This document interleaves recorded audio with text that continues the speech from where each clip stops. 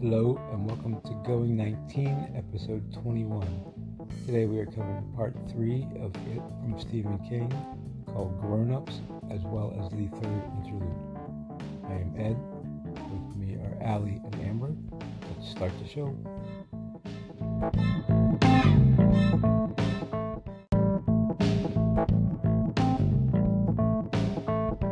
Or at least I was saying that I finished the reading as of like 10 minutes ago.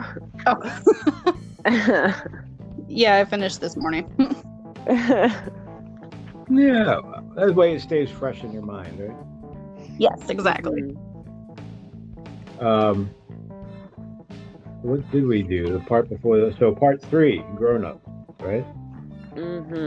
Which I realize is not nearly as interesting. Yeah. Like I said, that's where the just one screwed up thing after another starts. It's like, this guy went there and did this, and this one did that, and it's. It happens when they're kids. I was kind of reading it just to get through it. It did have some cool flashbacks. Exactly, yeah. The flashbacks were the best parts. Yeah, when they were kids.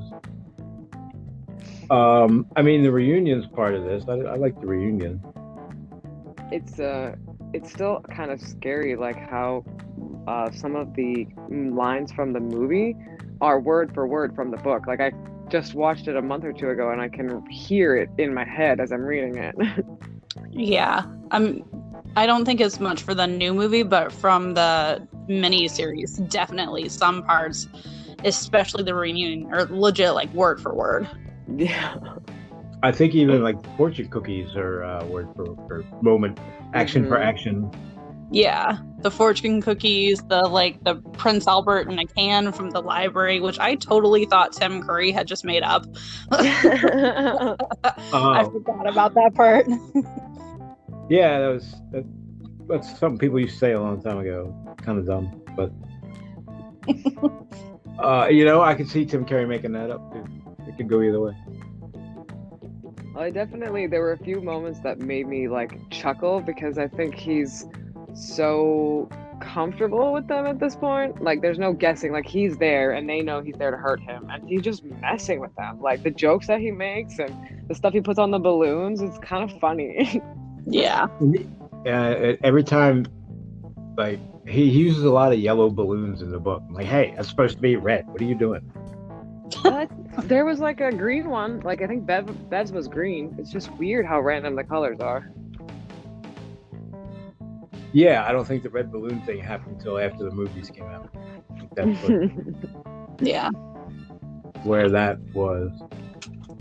And again at the reunion, Bill does just remind me that he is Stephen King, basically. So he's the author character, and everything he does just seems at least slightly autobiographical. Yeah, especially because this was probably one of his earlier works, right? He had been Carrie was 74, this was 86, so he had everything's earlier, I guess, technically. That's true.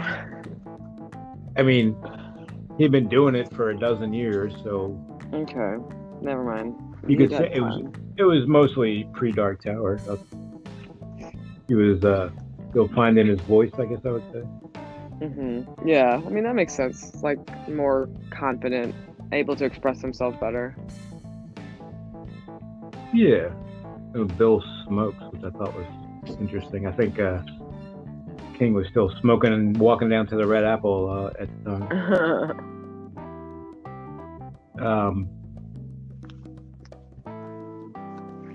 That's where they tell him Stan's dead.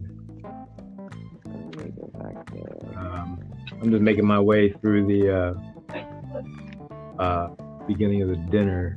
Like I wrote Y on the side of the page, and I can't remember why I wrote that. I need be more detailed when I do that stuff. It was to talk about. I think when he wrote this book, what I'm realizing is, I guess, so Stephen King would have been 40, about to turn 40. I think he was having problems with getting older. I don't think he was a big fan. All the characters are seem to be struggling with being older and trying to go back home, and it doesn't work. There's a whole lot of references to how you can't go back home and everybody's old now. Yeah, how you don't want to see things change. Yeah. I like how Mike says, I spent my whole life in Derry and they're going to bury me in Mount Hope Cemetery. Oh, I mean, I guess objectively, that's just a fact. I mean, is that the only game in town? I guess maybe it is. One way of saying I'm never going to leave. I did think it was kind of like rude towards the end there, where Bill comments on Mike's truck, and he's like, "Yeah, all of the losers got out of Derry, and they did well for themselves, except Mike, who's still a loser," or something like that. Yeah. Oh yeah. Mike was when he saw his truck, he's like, "Oh yeah." I thought he was going to like start a fund for him or something. The Mike Hanlon had to babysit everybody else, so fun. And then they said, in the canal's still here. Like, well, did you expect it to go somewhere? Yeah. Canals don't just disappear. Well, I mean, I guess maybe they do.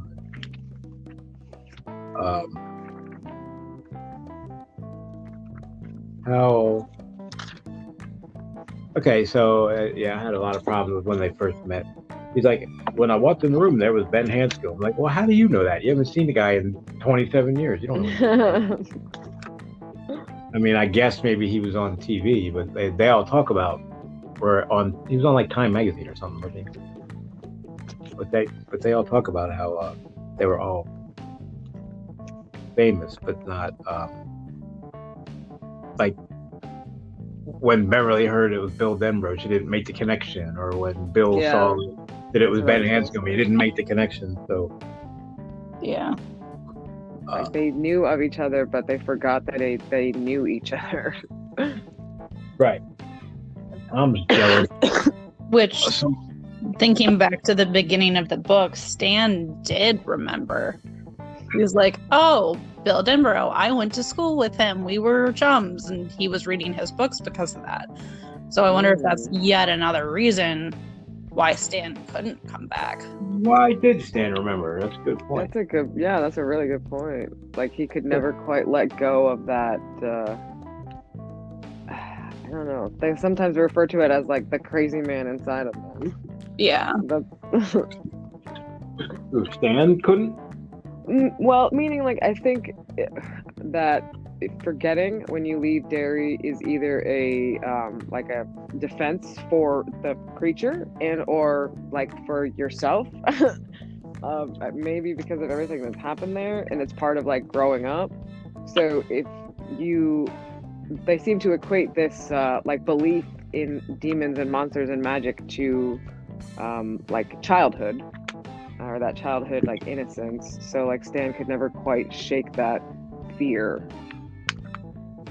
Well, I think forgetting is definitely part of living in Derry. No doubt about that. Yeah. Yeah. I'm surprised they know how to get home at night.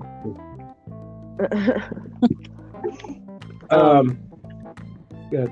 Real quick, I was looking at my notes. When Bill is in the cab on the way to the restaurant, the radio says something about an escaped mental patient from I'm reading a quote now. The radio muttered something about an escaped mental patient from somewhere who was supposed to be very dangerous, and then began muttering about the Red Sox who weren't. I'm like, is that a reference to Henry Bowers? Oh, that's completely a reference to Henry Bowers. Yeah, I didn't catch that the first time. I didn't catch that this time. I mean, unless there's two escaped mental patients running around from Juniper Hill, but I don't think so. Yeah. Not. Well, it doesn't say Juniper Hill. Wow. Okay, so Bill's in the cab. I don't know. But it was just so offhand, and I was like, that can't be a coincidence. Yeah, I remember. I don't think I caught that when I read it, and then when I was doing the audio book, I said, "Oh, wait a minute." That. By the way, do you guys know about Strawberry Spring? Have you heard of that? No. No. It's like a podcast where they do a play, and Amber, I think this is like you're talking about the Dark Tower where they're acting it out. Yeah, but it's just audio for the other one. That's what this one is. It's just audio, but it's a whole. I mean, they got actors playing parts. It's like a whole thing based on a Stephen King story. So it's pretty neat. So that's cool. You guys should check it out. Cool. It's Strawberry Spring, which was a story of his, I think, in Night Shift. I barely remember it. But apparently, Strawberry Spring is a New England fog that's so thick, you can't see your hand in front of your face and all that. Like the which gives you plenty of opportunity for bad stuff to happen. Yeah. Oh, of course. So anyway, side note, and I did write. What did Bill say? He could only remember a name, Patrick Humboldt, that had something to do with a refrigerator. Oh, that's I'm pretty sure it's not Humboldt, but I see what you did there. I've also realized up at this point that, it's typical Stephen King fashion, but it's so much foreshadowing and slow build up to the actual action, because we've seen so much of their life as children, and we're here as adults reminiscing about them as children, and we still haven't actually seen the child battle scene. We just keep hearing about it from them. Yeah, that goes all the way on to the end. I forgot about that. Remember, I think when they go in the sewers, he parallels back and forth. So they were kids and this happened, so they're adults and this happened, I think. So they beat them as kids, and then they beat them for real as adults, kind of thing. Yeah. I mean, we're getting over halfway through the book at this point, so it must be. I know. I'm I'm almost at page 700, and nothing happened yet. I would say nothing. There's been a lot of stuff, but a lot of flashbacks. But they've made it into town, and they've had dinner, and they went for a walk. Oh, that's true. You mean in the present? Yeah, that's a good point. In the actually what has happened in the story. Yeah. There's been a lot that happened previously. Yeah. Well, and we get all the horror that leads up to them wanting to fight Pennywise, but we don't really we haven't gotten to the meat of that, and it's over halfway through the book, so it's at least we know there is a battle in this one. True. Right. Yeah, who said it? Spill it, Mike. Tell us what's going to happen here and what we can do. And Mike's like, no, we'll eat first, and then we'll talk. No, I think I need to know first. Just personal observation. Yeah. But if he told you first, maybe you wouldn't want to eat. Yeah, that's not really going to be an issue. I mean, true, but he's like, if I'm booking this entire room for however many hours, I at least need to give them some form of dinner. Right. That's just my thinking, though. I'd put on. Oh. Yeah, so apparently Ben put on another. Okay, this doesn't work for me, but let's try it. So Ben's already the fattest kid in school, right? According to what he writes. Mm-hmm. And then he puts after. By the time we moved out of Aunt Jean's place in La Vista and got our own in Omaha, I put on about 90 pounds over when you guys knew. Okay. And then he says that would have put you at about 210. So I'm going, okay, wait just a second. So that means he weighed 120 when they knew him, and that made him the fattest kid in school? Yeah, for, I don't know. Not even a 10th grader, for a 10-year-old? I mean, I don't know. It's probably a little much for a 12-year-old or whatever they were, but it doesn't seem like it's that much. I just felt like he was being kind of judgy. I think probably in comparison to what kids would weigh now, it's probably over for them, because I remember in the 50s, my grandmother was 90 pounds, probably. She was just super, super petite. Right. He weighed he put on your grandmother. Yeah. And maybe that might be part of it. Like, I mean, the like when someone says the fattest kid in school, what I picture now would probably be a lot different than what I pictured in 1958. Because as the whole society's gotten a lot better since then. So Yeah. Maybe the standards of the fattest kid in school is risen significantly. Probably. A lot more processed foods now, for sure. Yeah. But he did, that being said, he did get it right when they're like, the coach, who like I kind of like and I kind of don't, but he told it to him straight. Like, he tapped my forehead right where his damn whistle had bonked me. He said, that's where everybody's fat. You put what's between your ears on diet and you're going to lose weight. I'm like, well, that's true. So he must have done some research into the whole psychology of it. I don't think Mr. 6 Miles a Day knows anything about that. So Ben ends up losing weight just to show off his clip. So I guess whatever works for you. I'm still at the restaurant. I'm looking at my notes.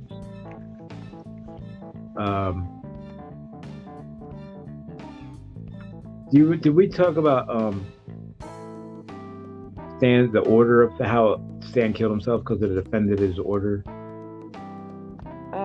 They wrote that in one of the. Yeah, I think that was. His sense of the world that was not able to include something like Pennywise coming back.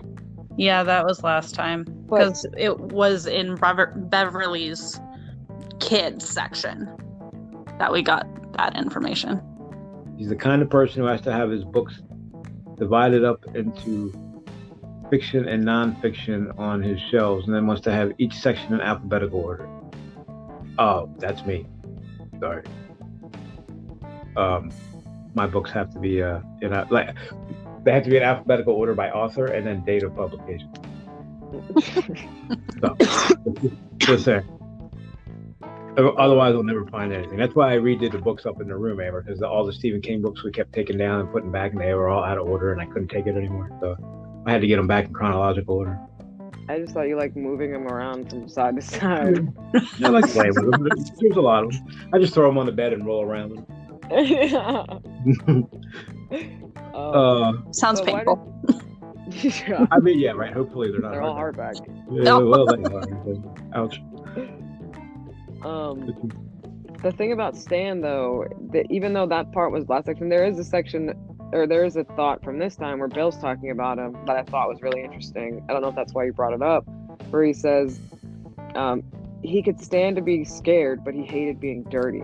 He saw his choices as being only two: stay alive and get dirty, or die clean. Yeah, that's the paragraph I was looking at. That's where I wrote, yeah, it offends Stan's sense of order, just Pennywise being in the world. And that was, yeah, I mean, he obviously says it better than I'm trying to, but it was, Stan didn't want to be dirty. Like, I don't know how that relates to the books, though, because that's how he starts that. So he just couldn't live in a world of Pennywise. I mean, he couldn't live in a world where his books were out of order. He just couldn't do it. Like, he could not accept, like, I think maybe that's the opposite of what I was saying. It's that he's never wanted to believe, even as a child. So he could not accept that those things are real. They spend a lot of time with Richie denying. Dirty. Go ahead, sorry. No, just to say that it is to be dirty. Yeah, Richie does a lot of denying, like that it even happened, and I don't remember him being that way. That seemed like that was more Stan's thing, but he talks about Paul Bunyan was just a dream, and like he won't accept that it actually happened until it happens again. And when he was remembering it, he was still calling it a dream 30 years later, and then it happened again. And I think even after it happened to him again, he mentioned something about another dream. Like I don't remember Richie, and maybe I think my problem is I just remember the movies more than the book. I don't remember him being that way, that denial about it. Yeah. Deny about it. I don't know if we're gonna find out more, but I do find that kind of odd because, like, Stan's is very well explained, but like Richie he doesn't believe. I mean, I guess he hasn't as affected. Like some of the others have been kind of worse. Wasn't he there for the werewolf or something? Wasn't Richie in Evil Street with? Yeah, he was both. Bill? Remember, he made Bill go look at the photograph with him, and then Bill made him go to the house after they were talking about Eddie, I think. Yeah, he almost got. Yeah, that was the werewolf that never let up. It like chased him all the way down the damn street. Yeah, but his whole thing was nothing happened to me by myself, which again is like, who cares? Like, you think you're safe? Yeah. Well, and it's like if that encounter with the Paul Bunyan statue happened before, and then he had not only the picture encounter, but also the werewolf encounter, he's probably dealt with Pennywise the most, and he just is like mentally blocking it and is like, no, this isn't happening. That's true. Do what you got to do, right? I guess. Keep you sane. All right. Harold Gardner found and Gardner found Georgie. Mm-hmm. A little Easter egg there. On the next page, we don't. So, what did you say? Your page is.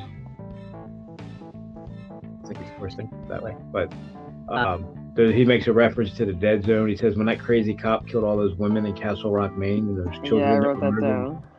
Yeah, that was. I mean, if you haven't read the Dead Zone, that was just a big giveaway. I guess he's assuming that you better have read it by now because it was 30 years before you wrote this one.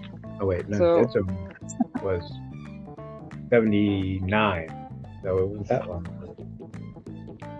I did not remember that was from the Dead Zone, but again, like especially reading this book, nothing is an accident. So when he said that, I googled it. I was like, crazy cop that killed all those women in Castle Rock, and it was like Dead Zone. I was like, oh, okay.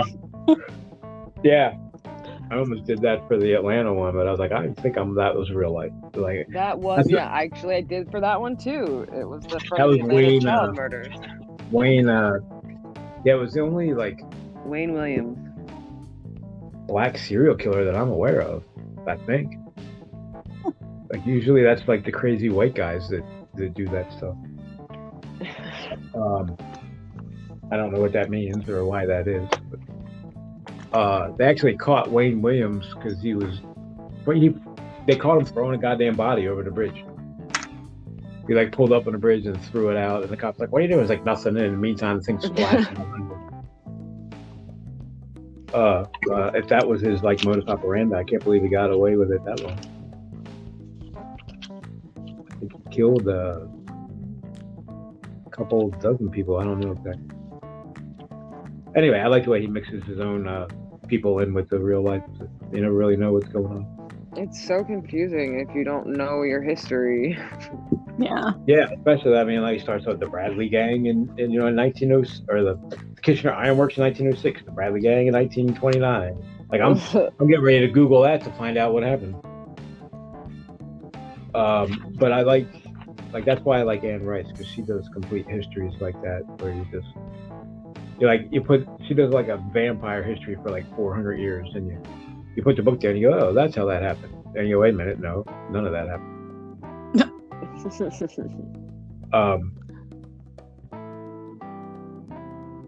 It makes it convincing, though. It does. Oh yeah. And it intertwines into the story. I look forward to the interludes because they're like the history lesson parts. It's kind of even without them, the book would have stood fine on its own. But I like the fact that they're in there. It's a nice, strange break too, because it's not like it's talking about happy things, but it's more matter of a fact. This is what happened a long time ago, not like a flashback from when I was a kid, or to me personally. Yeah. It's almost like stepping outside the story for a chapter. Yeah. But it's Mike, so it's also getting a lot from Mike's perspective. I almost an appreciation of all the stuff he had to do to get all this information, because he's always talking to someone else, and he's like, when I finally tracked him down, he was over here. Geez, this guy spent 30 years. Well, I mean, I guess that's what a good librarian does, though, right? Yeah, but it's kind of like I mean, well, true, you're collecting the history of the town, but it feels like he's collecting information to learn how to kill it, and it's like, which Like is still a good cause, I guess. Never mind. like he knows it's coming back. I mean, I guess deep down he does. Like in 1877, there were 4 lynchings inside the incorporated town limits. One of those that climbed a rope was a lay preacher of the Methodist Church who apparently drowned all 4 of his children in the bathtub as if they were kittens. What? Excuse me? Yeah. I was like, damn. What, did he have something against kittens? What was that? Yeah, I've never heard that expression before. Drowned all 4 like children in the kittens. bathtub. Drowned them as if they were kittens and then shot his wife in the head. Yeah. It's like, I don't drowning really know. kittens is still pretty awful. Drowning What, you children guys is don't? no better. Like, Yeah. You guys don't drown your kittens? Oh my god. You should try it. no. Well, no, I didn't actually mean that. So No, I know. It's still just like that thought is just so sad just, to me. yeah, for the record. Please, no drowning of kittens, puppies, or children. And Pennywise, so it always takes about a year and a half or so, like, or maybe a little less, and they cut it short in 57, but they didn't end it. I'm like, what? So what's he just likes playing with his food for like a year before he fills up? Like, I don't Well, he really. says that if there's some big sacrifice, then it's usually satisfied and it will go away for the next hibernation period. That's the other thing. It usually ends with a bang. It's like, the kids go missing and get eaten and all that, and that's bad enough. But then, like, All these I people guess, die. yeah, the one at a time over 13 months is a slow burn that just leads up to hundreds of people to die at once. How are there still residents? Like they must be repopulating a lot. Right? Well, it's cold up there, man. There's not much else to do. Gotta stay warm somehow. Hey, yeah, right. I've heard. I haven't spent a winter there, but I've heard about it. I wonder what the cabin, Stoner Camp looks like in Stone Camp's where we go, where my aunt's house is. So I wonder what that looks like with under a foot of snow. I've never seen it. It would probably be beautiful, but it would probably be like wicked cold. Yeah, Right, like well, I'd love to see it from a drone. Yeah. Someone just came back from Maine. Wicked cold. Dude, let me hear you go. Oh yeah. I got. Oh yeah. Right over there is where they found the body. Pack the kind by harvest. Yeah, but sometimes dead is better. Better. I don't know if you watched the. Good. I was gonna say I don't know if you watched the new season of American Horror Story, the first half, but they don't tell you where they are. It's some like New England town, and I'm like, those sound like Maine accents, or like close to like, I guess it could be Boston Right. too, but it's not as harsh as that. Right.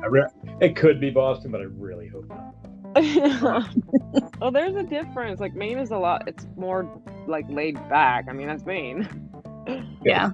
What was it? Patty badge. Get the patty badge. Patty bad. I have actually the finale was just the other night. I was going to start watching it, and then I hadn't recorded the finale yet, so I'm 6 episodes behind. So I think at this point I'm just going to start over. Well, it's a double feature, so the first 6 is one story, the next 4 are another story completely. I thought they blended into each other. I mean, I know it's the can 2 think that. storylines. Oh, they're 2 separate ones. Well, we don't know that. So Just watch it. No spoilers. it's probably the safest thing. Did you watch the American Horror Stories? I did. Is it related to the story right now? No. We should probably get back to that, but we can talk about it later.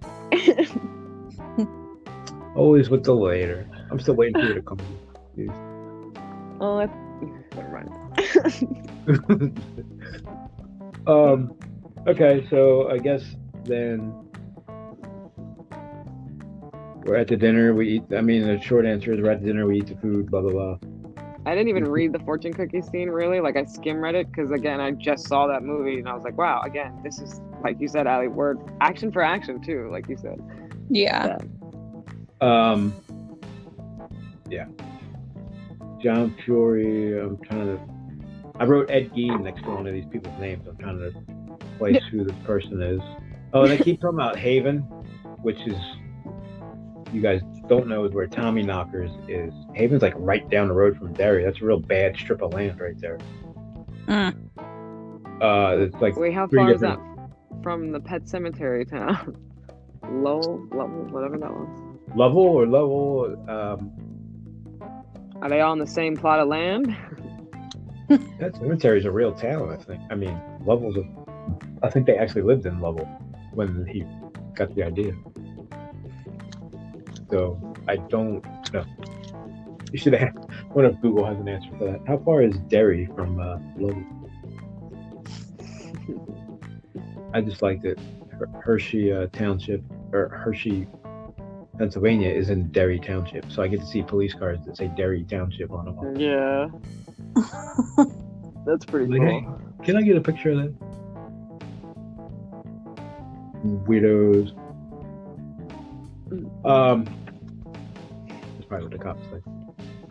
He also mentioned again that Derry is within 50 miles of Bangor. I'm like, sure. Right, it's a lot closer to that. He does. I didn't realize, like, he makes sure to make a distinction that Derry is not Bangor almost, but it's like, duh, why are you doing that? Because everyone knows it is. Well, yeah, I'm like, was he always like that? Is this the first time he's mentioned Derry? What do you mean? In the story? I don't know the books that came before it, but in his books, so let's see. Christine, Pet Cemetery, Stan, Dead Zone, Carrie Shining, Cujo, Downland's Lot. Yeah, I think he made it up for this book. I'm sure I'm missing one or two, but I think there's a tower in there. Oh, that's true. But I forgot what my original point was with that. Yeah, it's just that he makes a distinction between Bangor and Derry, and this. Yeah, it kind of. What I was gonna say is is it because he was getting feedback from people in his hometown? They were like, "Hey, why are you writing about our town like this?" But if this was the first time, then maybe he had that thought in his head already. Like, I don't want people to think I'm talking about my hometown. Probably. That's probably why. He probably changed the name. Yeah, I mean, that's probably what he did. Like, see, they probably like, don't mention this place because then we'll get all the Stephen King tourists up here. I'm like, fine, I'll call it Derry. Yeah. I got my first Deadlights mention. 5 when they're telling Bill about. That's all Bill can wait. So that's all Ben can remember. Bill screaming about something called Deadlight. Do you know who ends up in the Deadlights? Yeah. Should we not talk about that? Probably not, because we're not there yet. Yeah. Right, especially one of them spoiler-free things, I think. Yeah. Or as much as possible, I think is what I said. We try. We're not perfect. It does. Yeah, I mean, I read this dinner scene so long ago that I don't have a lot to say about it because that was like a month ago. I don't even remember what was important when I read it. Yeah, I feel like I didn't have a whole lot picked out from the actual dinner.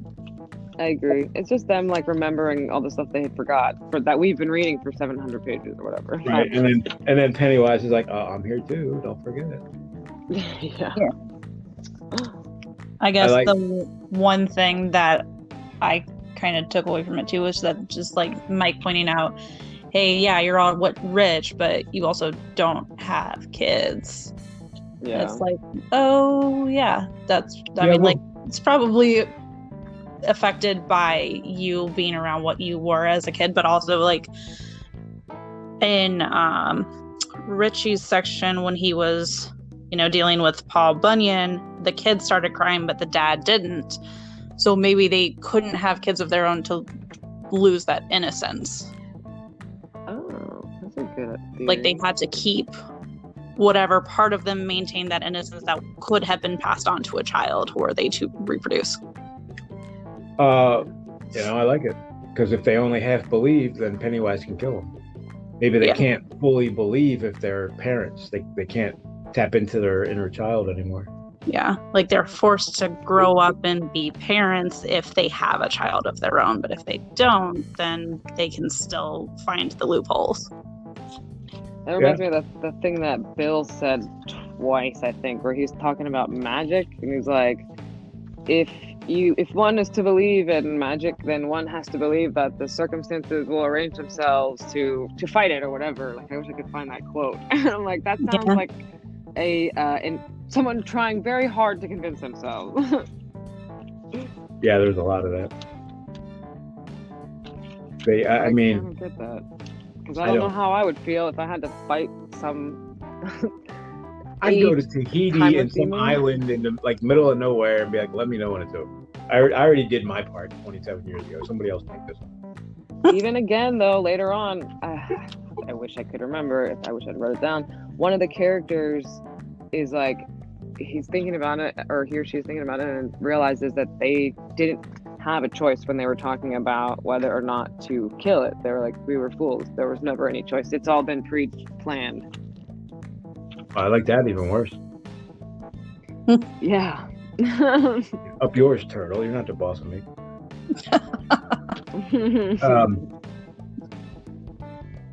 So yeah, I think it's Mike saying this. Yeah, he said, yeah, that sounds right. Chances of success are impossible to predict. I knew they're not good, just as I knew they would have been a little better if Stan was here.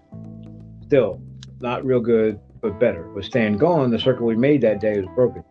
So I don't really think we can destroy it or even send it away for a little while as we did before with the broken circle. I think it will kill us one by one, and probably some extremely horrible ways.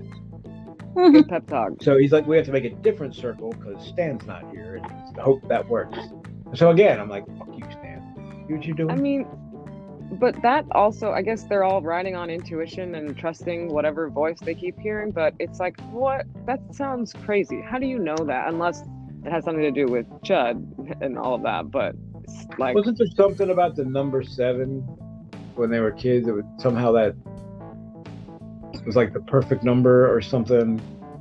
Well, that's not just this book. 7's supposed to be like a mystical number, and I don't remember why, but it's definitely like...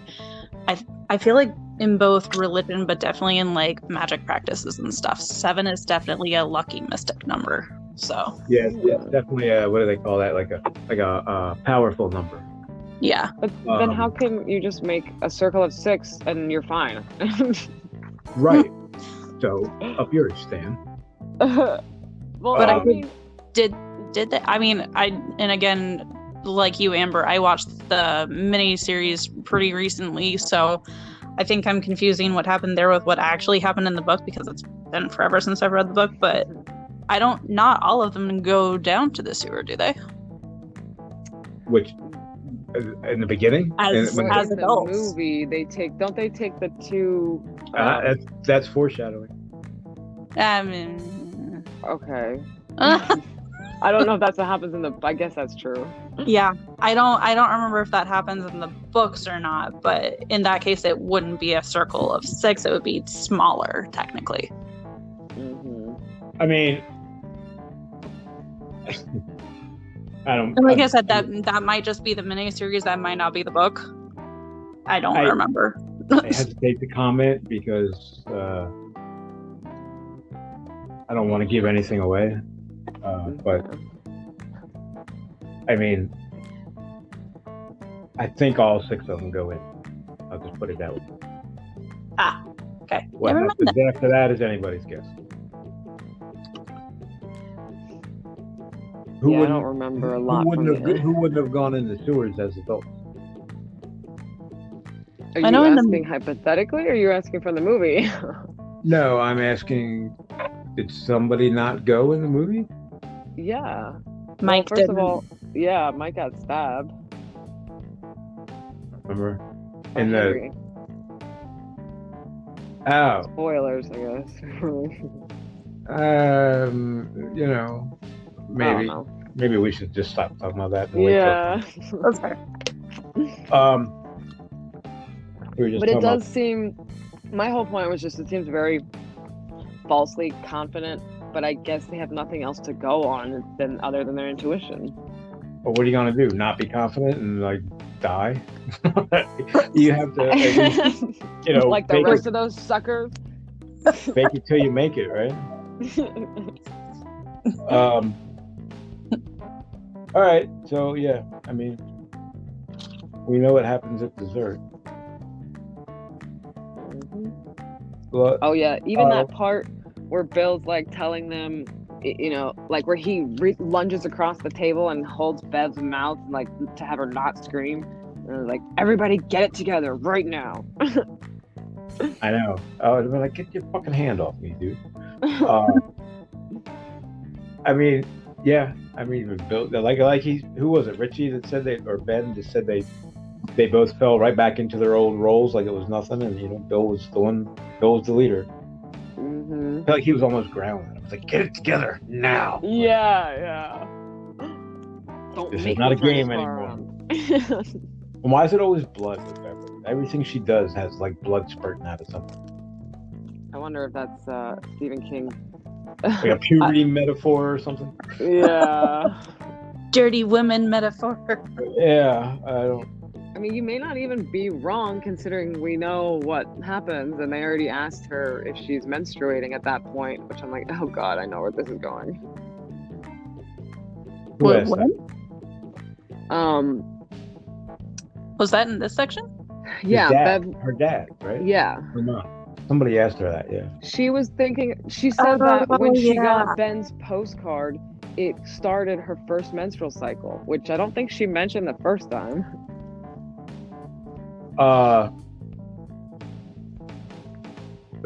Did you say the postcard started her menstrual cycle? That is what Bev said, yes. Hold on, let me find it. That's a powerful postcard. Ben better stop writing haikus to people, my God. Just leaving them all willy-nilly. Yeah. Jeez, he's got a trail of women around the country.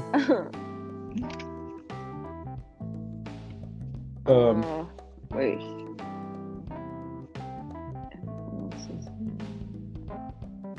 Bill, at one point says the movie The Fly scared the shit out of him. Stephen King has talked about how that movie scared the shit out of him when he was a kid. So once again, Bill is Stephen King.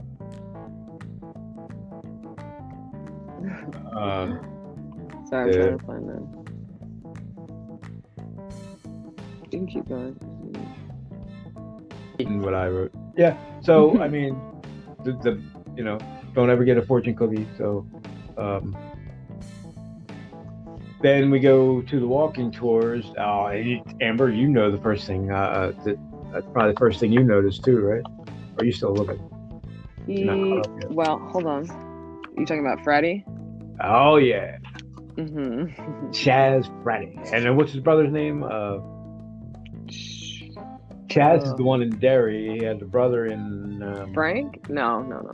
Might have been Frank. Maybe. That actually sounds. So 11/22/63, when he goes back in time, Chaz Fraddy is the guy he places a bet with. At the Fraddy pawn shop, isn't it? Yeah, Fraddy's. Yeah, they only had Fraddy in the name. I don't remember what it was called exactly. Yeah, that's true. Yeah. So that's we got two books that rely heavily on Derry in 1957 or 58. But we already knew that from Richie from the Ditchy and Bevy from the Livy. Which the character, Allie, did we tell you that before? The character in 11/22/63 meets Richie and Bev like a year after the Troubles had ended. Isn't that what they call them? No, I knew you guys had said that Mr. Keene, the pharmacist, was in that book. Oh yeah. But I didn't know that. Too. I didn't know that Richie and Bev were in it too. The Terror. Oh, the Terror, not the Trouble. What's the Troubles from? That's from something. That sounds very Stephen King. Trouble. Anyway, so about a year after the Terror was over, the main character has to go to Derry to take care of some business, and he goes to Fraddy's and places a bet, and he meets Richie and Bev. Oh. So. Cool. Yeah, just some Easter egg stuff.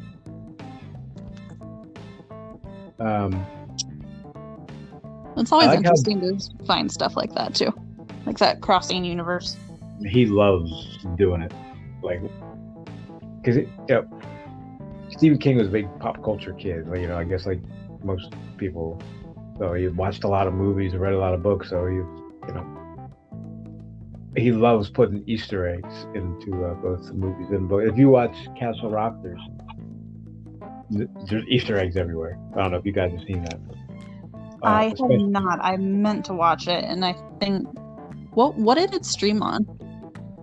Hulu. It's on Hulu. Okay. I don't think it was on anything else. Got it. Yeah, I think it didn't have Hulu at the time that it came out. Yeah, Hulu's expensive without commercials. Anyway, sorry Hulu. I love Hulu. And I like how Ben wanders around like he doesn't know where he's going and ends up at the library. Like, come on. We all knew you were going to the library the minute you left the restaurant. It was the only place you were ever happy besides the Barrens. I don't think you were going to climb down there. So yeah.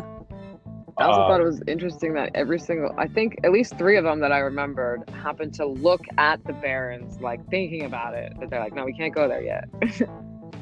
Yeah. Yeah. That was the place for them. That was the hangout. That was their, that was their safe spot. Somebody says how it smells like shit and old water. And like, he's like, how the hell are we playing around that crap all the time? So, the address. Oh, I'm sorry. I finally found it, but. Go ahead. It's when Bev goes to her home and she's already seen the door that she thinks says Mars, so she rings the doorbell twice. Instead, she rang again. Ching chong, no answer. She thought of Ben's lovely little poem and tried to remember exactly when and how he had confessed its authorship and why for a brief second it called up an association. Oh, well, maybe, okay. It called up an association with having her first menstrual period. Had she begun menstruating at 11? Surely not. But, Yeah, she did, though. Yeah. Yeah, I remember that part, and I don't remember why it was important, so I figured I would just wait till I found out. I don't remember why Ben's reveal, or how that... It probably had something to do with... I think this book basically comes down to love beats the demon at the end, doesn't it? Don't they all, like...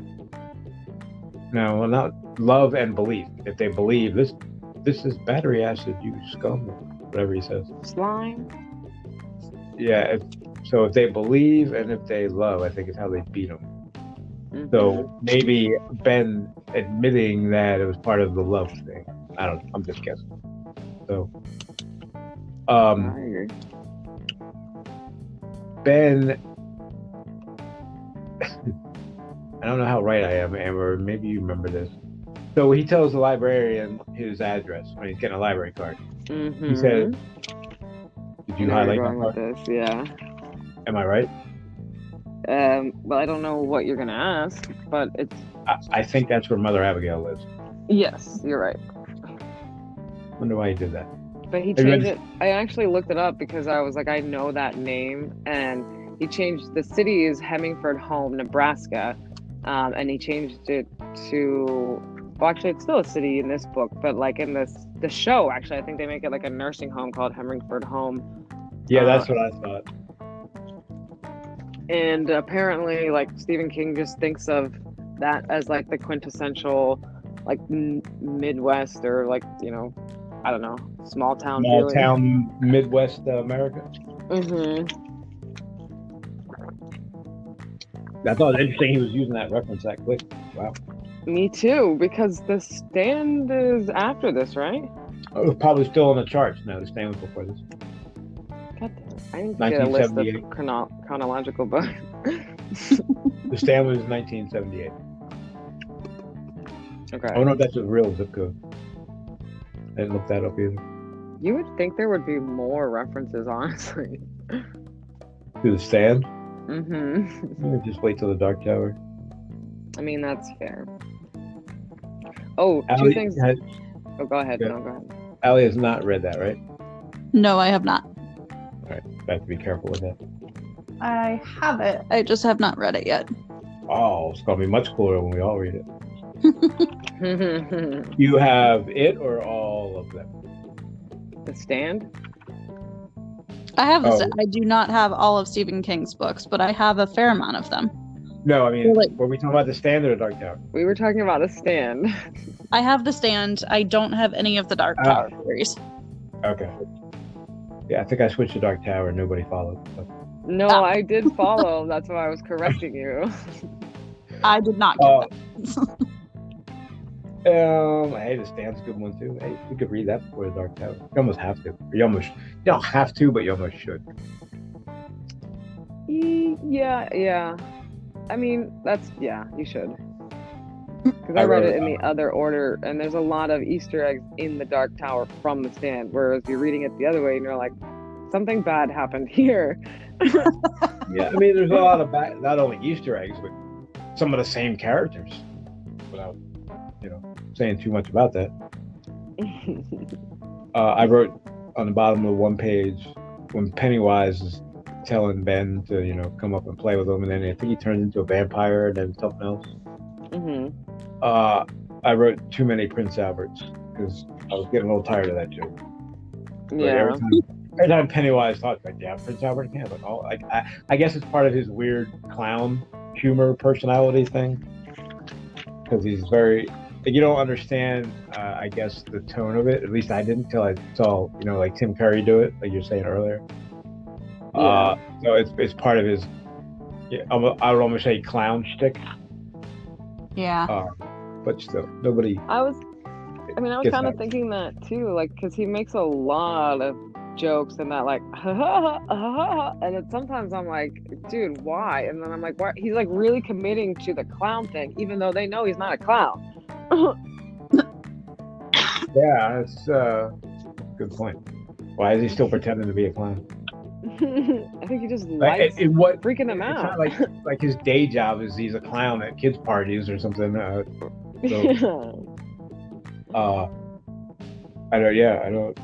don't. Maybe he just likes the perversion of something that's supposed to be like happy and fun for kids, and it's actually going around and killing them. I don't know. John Wayne Gacy. Yeah. Although I think people have asked King if he was inspired by John Wayne Gacy at all for this, and he said no. I don't think he was. It just started with the stupid billy goats trapping across the bridge. It comes up again. It does. I don't remember where, but I remember it coming up again. We're almost there because it's when Ben's at the library. And through this whole walking tours, you realize they're thinking stuff, and then Pennywise shows up looking like what they're thinking about. So I'm going, okay, so he can read their every thought. How are they going to beat something like that? Yeah. He's going to know exactly what they're doing at all times, exactly what they're planning on doing, exactly what they're thinking about doing. I don't remember him being a mind reader before. That kind of takes it to a whole new level. Well, I think that's why the things that have worked have come seemingly out of nowhere. Like a lot of these things that they say, they're like, I don't know where that came from, or like they do it all of a sudden without thinking, and it works, and it surprises both of them. Like it's very in the moment. Yeah, very on instinct, and just like, this is what I need to do now. I'm not even thinking about it. Right? Yeah, it's not planned. I am being guided. I am a puppet.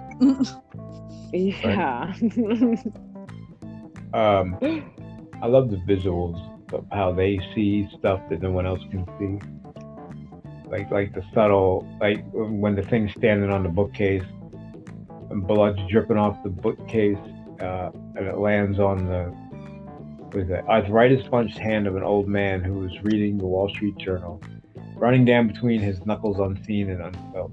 Like I like how stuff's happening to other people that they have no perception of, but the losers see it everywhere. It's gotta be hard to live in that kind of world.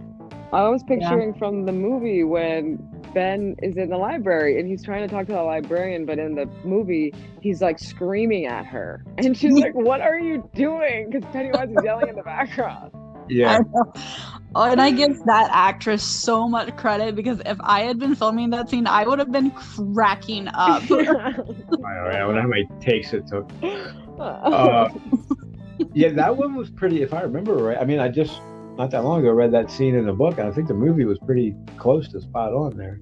It was, yeah. I think I was waiting for that part, because he says, like, he's like, I can't say anything out loud. They'll think I'm insane. And then Pennywise is like, they will think you're insane. Ha ha ha ha. Like. You know what that is? That's Looney Tunes. Or the Bugs Bunny and heart. Have a good day. Tonight, you die. I love, like, I highlighted where he's thinking about the librarian, and then all of a sudden he sees a balloon. It says, "I killed Barbara Starr, Pennywise the Clown." Yeah, that's what I'm talking about. They think shit, and then it's like showing up. Like, oh my god, that made me laugh. That's like Ghostbusters, or don't think about anything, and you can't help but think of the Stay Puft Marshmallow Man. Like, shit. Go ahead and tell someone not to think of anything. See how that works out.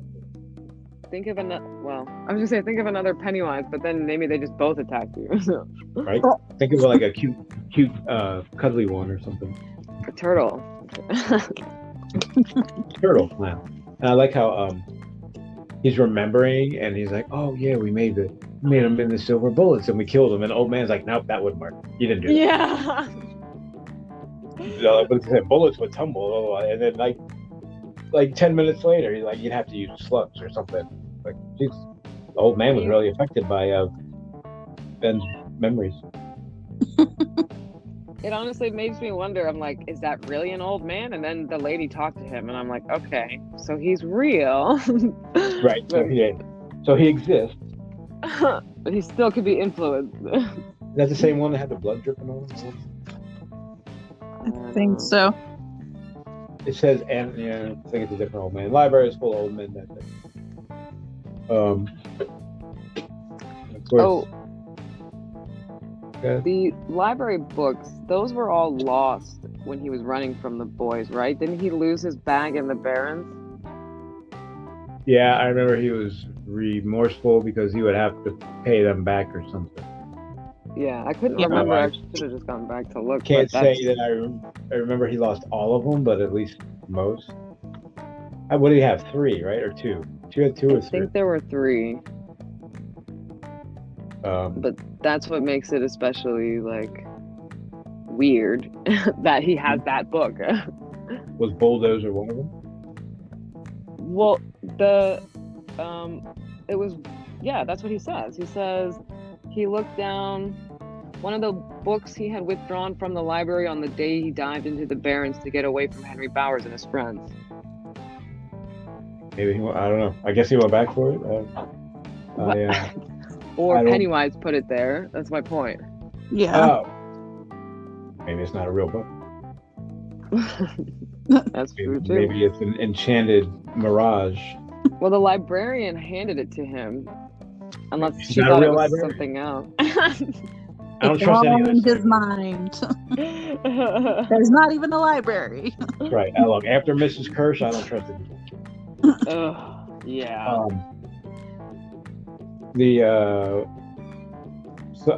Eddie takes 2 aspirin dry. That only happens in Stephen King books. They all do it though. Mm-hmm. Isn't that an alcoholic thing? Is it dry? Maybe that's where he got it.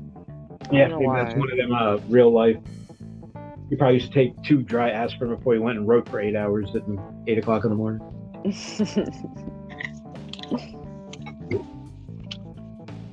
Things that guy did with a hangover, my God.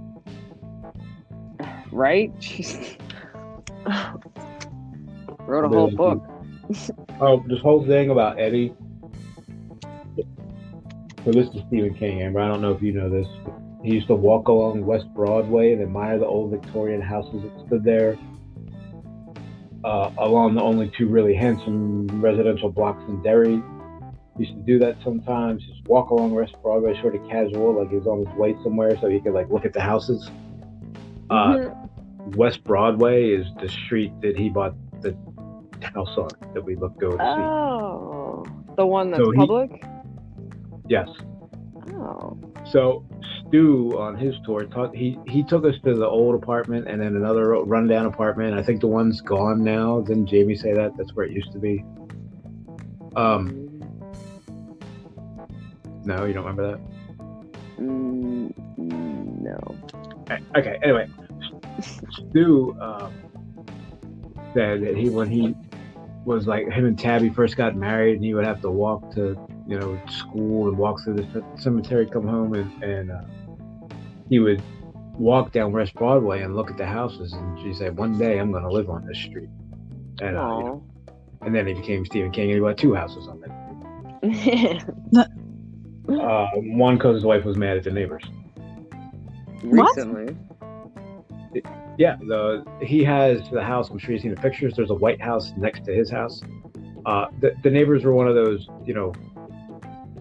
broken down car pieces in the yard and junk all over the place, and she couldn't stand the way they looked. So Tabitha told him to buy the house, and the neighbors found out who was trying to buy it, so they charged like way too much for it. Tab's like, "I don't care, pay whatever they want, get them the hell out of there." So now when people come to visit them, the house next to them is like the guest house where the friends and the family stay. Interesting. So yeah. So when he talks about Eddie dreaming of living on West Broadway, that's complete autobiography. Can't say that. So I thought that was pretty cool. I remember that. Well, I don't know if he did it on art. I know Jamie said that the rundown apartment was torn down and turned into something else. Well, I meant the West Broadway part. Yeah, I think Stu did that on the first tour. I don't know if he did that on our tour. Because you didn't see the airport either, did you? He didn't pull up in the airport, right? Stu didn't. No, Jamie did.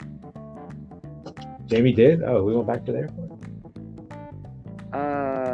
I'm pretty sure. I don't remember going to the airport. I don't know.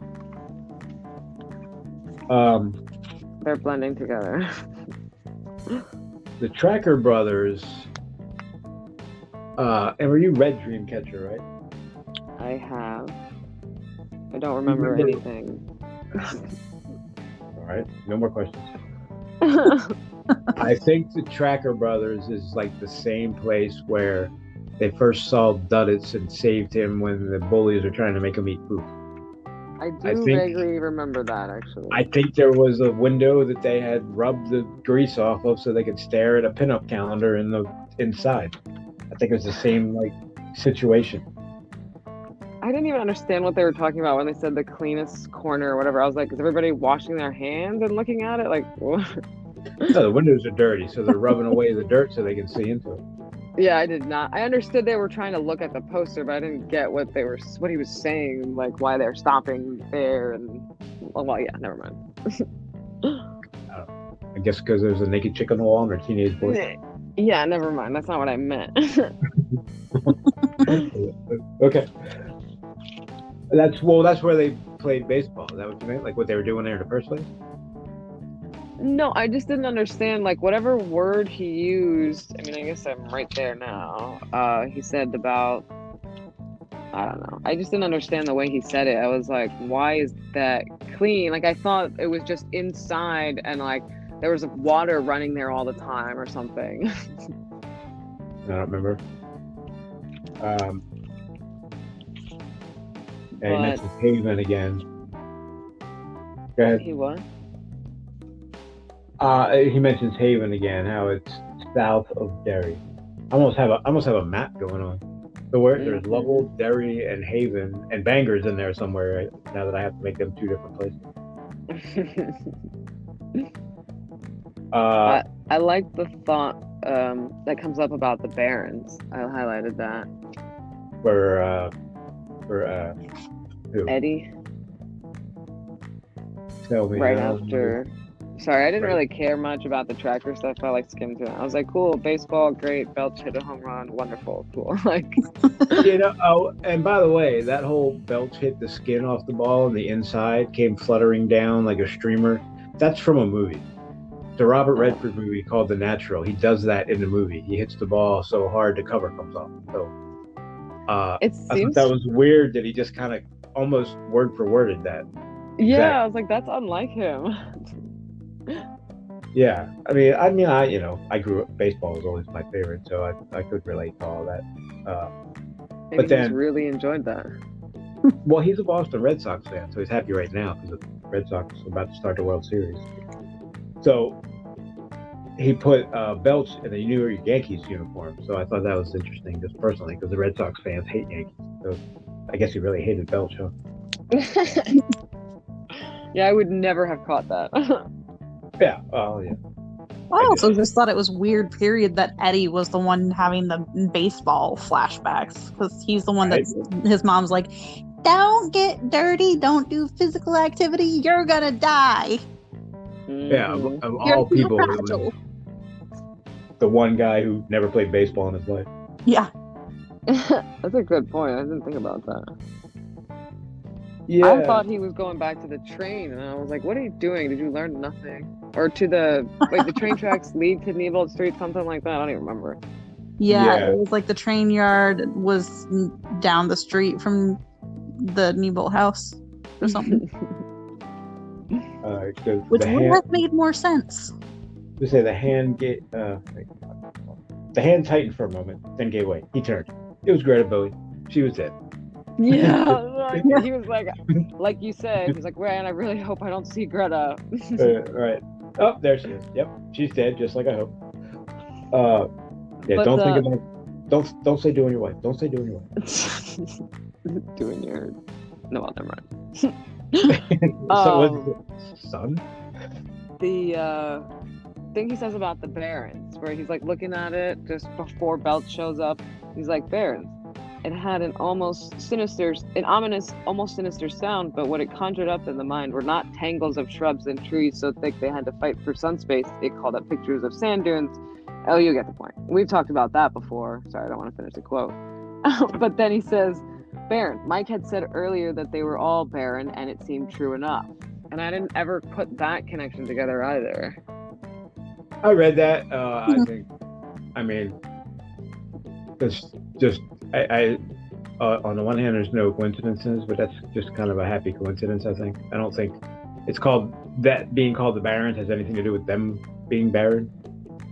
Unless they're barren because they were playing in shit water as kids, maybe. I don't know. No. I don't think it's that literal, but aren't they the ones that nicknamed it that? And like, haven't we said this whole time, why would you call a forest barren? Like, that's not what that is. I mean, have you ever seen Curly Neal on the Globetrotters? No. He's bald as bald gets. Yeah, I mean, I figured that's the setup, but right. So I get the ironic name. Say again. I thought it was like the town had named that the Barons, not them. You know, I remember the first time I went through this, I didn't realize it was like a lush overgrowth. It was called the Barren, so I thought it was like dry dirt with a stream running through it at some point. Well, we've talked about this because when we saw it, the inspiration for it in Maine, we were like, wow, that's so green. Like, yeah. And it might have been then when I first realized, wait a minute, the Barons is ironic. Yeah. I don't know that a bunch of 12-year-olds would have had such an ironic name for it. It seems like a lot of thought put into something. Although, then again, it could have been something Richie just came up with on the spot. I could see that happening too. Yeah, I'd be curious some point later. I'm going to try to see if I can find when the first time it was mentioned in the book. I think, yeah, like Allie said, I think it was just what it was called. I don't think they named it that. I don't disagree. I think that could be true, but I don't remember anyone else talking about it besides them. So it's hard to know. know. Yeah. Jesus Christ on a jumped up crutch. Yeah. Just the cop. And I think they see him again later, don't they? I don't know. I mean, well, like the kid goes down there with them. I'm not saying that there aren't other kids there, but like he doesn't stay there with them. He like wasn't on the same level as them, and you could tell. Yeah, which I think is funny because I'm like, you need this group of 7, but apparently it's a very selective 7. Right. They're a judgy bunch, those losers. Like, no, he doesn't work. He's not coming back.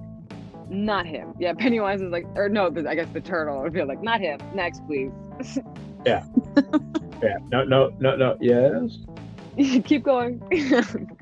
So things didn't work out too well for Beverly's dad. I'm not sure what his deal was, but the one postcard he gets from her in 20 years is, "Hope you're doing well. Give me some money, please." I don't have right. I was like, I don't feel bad for him. Yeah, well, there's that. And I think we've talked about how it's kind of ambiguous as to whether there's actual sexual abuse. There's definitely physical and mental. But I was just watching something, I think it was YouTube, where they talk about it's definitely sexual abuse and that they're using it, a model or something. They were talking about the sexual abuse in it and how to help people by talking about it, something like that. I don't necessarily agree with that though, because she even, I mean, I guess this is just her like talking to herself, but like one of the things that comes out in this section is where he says, like, she says that he's thinking about him saying to her that he, wanted to assault her. And in my mind, I took that as like I guess you could say it's sexual abuse in like undertones, like grooming almost. So like there's definitely that. But I don't get the impression that there was ever actually any act like sexually. Yeah, I think it's like there was overtones, but it was not. Like I said, I think it was ambiguous. At least that's the way I took it. It wasn't overtly stated, but it was almost like undertones of it. So you weren't exactly sure if it was happening. Like it was almost like if it hasn't happened, it was going to happen, but you didn't know if it had yet. In my opinion, I don't feel like it's ambiguous. That's just what I'm saying. Huh? But you're saying it didn't happen, right? Correct. Not physically. Like I said, there's definitely like the abuse is isolating her, and the control over her and her body. Yeah. But, I don't feel like bad. wanting to be the only man in her life and wanting to like control her and what she does and who she's around. Yeah, doesn't the postcard make him worry a lot or something? Yeah. Well, Yeah. if he had ever found it. But that, and then she even said in that paragraph that he would never, the one place he would never look is her underwear drawer, which is like, okay. Yeah, I felt like she was a little overconfident on that. I mean, I could understand how he sets up these insane like morals for himself, where he's like, I am a good man. A good man should never look in his daughter's underwear drawer. Like, but then I could still see him going later and abusing and like sexually abusing her. You know what I mean? Like, I don't put that beyond his insanity. Yeah. Well, and I think that's why, because I remember, and I know we had talked about this last episode, but like they were saying he had no vices, like he didn't do any drugs, he didn't drink. And I think that is the only reason why there wasn't explicit sexual abuse with her, because he had that set of morals. And he was like, nope, I'm not going to do that because I don't want to cross that line, even though I'm, possessive and almost obsessive. Maybe that's partially why he was so abusive, is like, I guess, anger over this feeling This like he couldn't do frustration. those other things. All right. I'm still amazed that her mom was alive through the whole thing. I know. Me too. I Don't know where. am, but not for the 50s. Yeah, I don't know where she came from. Also, I know this is like a minutes late, but I found what I think is the first mention of the Barons. It's in Ben's section. He's just like, it's when he's walking home from the library before he gets attacked by Henry and the gang, and he's just talking about like what he's seen. And it says the southwest was where the land fell away steeply to the area that was known in Derry as the Barrens. So they Okay. didn't name it. It had already been named the Barrens. Okay. Makes sense. Yeah, I didn't get it was an ironic name at all the first time I read it. Like I thought they were like in the desert and there was an oasis there in the middle or something. What does it say about Beverly that when Miss Kirsch calls her, or Mrs. Kirsch calls her Miss, Beverly says, "I'm not a Miss," and she shows her her wedding ring. I wondered that too. I'm like, of all things to be focusing on right now, like what? Like, yeah, that's what you're worried about, and that's how you, after all you just went through, that's how you still think. You know, It's almost maybe, like if Tom showed up today, she would have been like, "Okay, I'll go back home." Like, maybe she was testing her in some subconscious way. Like, this woman could, like, I think easily see the ring on my finger and is calling me Miss. Like, I don't know. yeah, it's, and I know that it's part of, what do they call that? Abusive mentality. But it's just like, come on, why would you even want to be associated with that guy? Yeah. Yeah, I can't believe he's not dead. Wish I don't he remember. was. I don't remember how his story plays out. So, kind of excited. Because I don't think he even makes the books, does he? I mean, the movies. He's not in either one of them, right?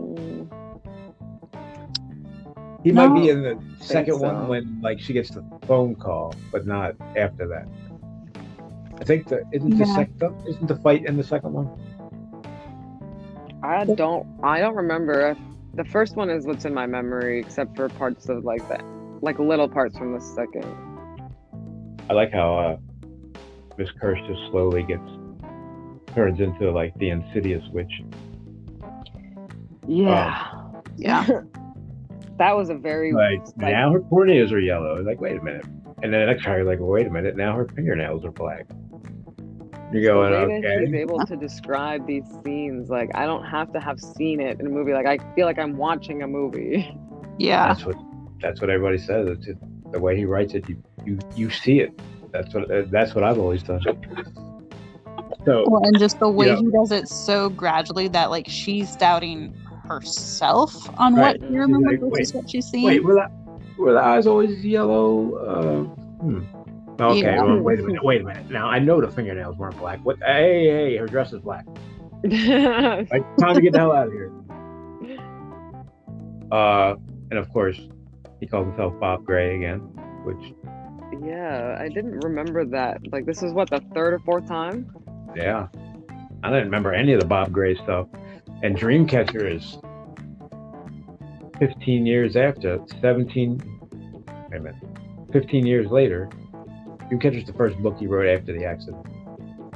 So that's like 2001, I think that came out. Might have even been in 2000. So, like, what made him go back to that after all that time?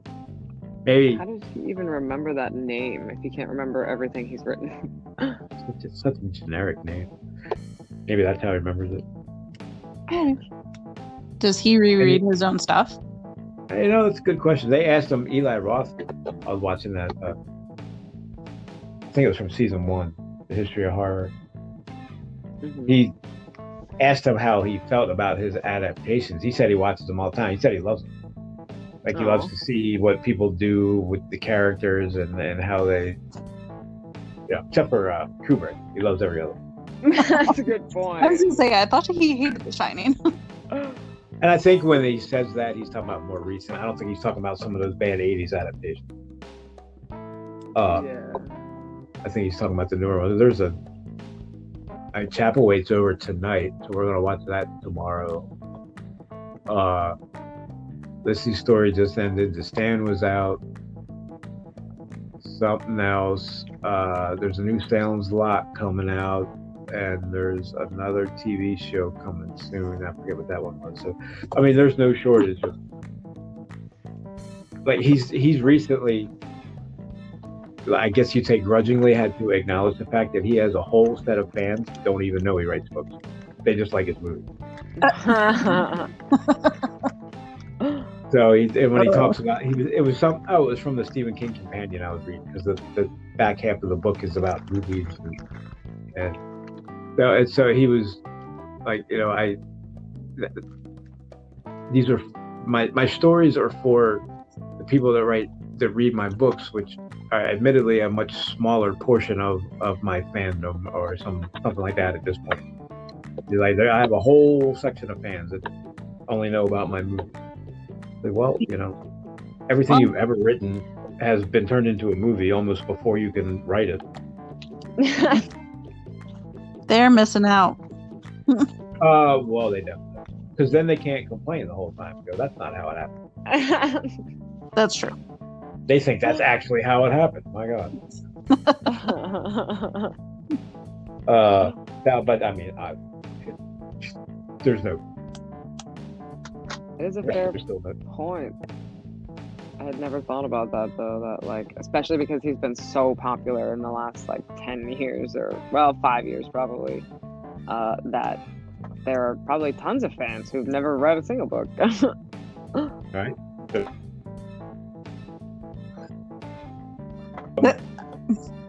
What did you say? Cut out. There's probably fans that go, "What's a book?" Is that those things with the paper in them that my dad reads? Yeah. I mean, the younger generations all, even if they're reading a book, it's on a Kindle. I think, from what I've seen, or something like that, an ebook as opposed to a paper book. The Grackles know your real name. What the hell's a grackle? That I highlighted that too. I was like, what the heck? Where did that come from? A grackle is a kind of bird. It's like it's black, but it has an iridescent navy shimmer to it, and it has a super annoying call. Did you Google that? No, they actually live kind of all up and down the eastern seaboard. So I've seen them in Florida. I've seen them in Maine. We have some in Virginia. I didn't know you had an inner stand going on there. All right. My mom is very into birds. Yeah, you sounded like you know what you were talking about. I'm impressed. Yeah, when I went to Maine, the only thing I saw was a loon. So. Yeah. And they were. That was one of those, hey, they really do exist moments. All his books are nothing. The only thing that made a sound was a loon howling in the night. Like, what the hell is he talking about? And then you go to Maine and there's loons howling all night. Yes. Yeah, and they're creepy. Oh, I think they sound like. Makes me think of The Raft, because I think in the book, yeah, the loons are out at night while he's standing up trying not to step on a crack. And he's I think he's getting mad at the loons, or he starts having an inner argument with them or something.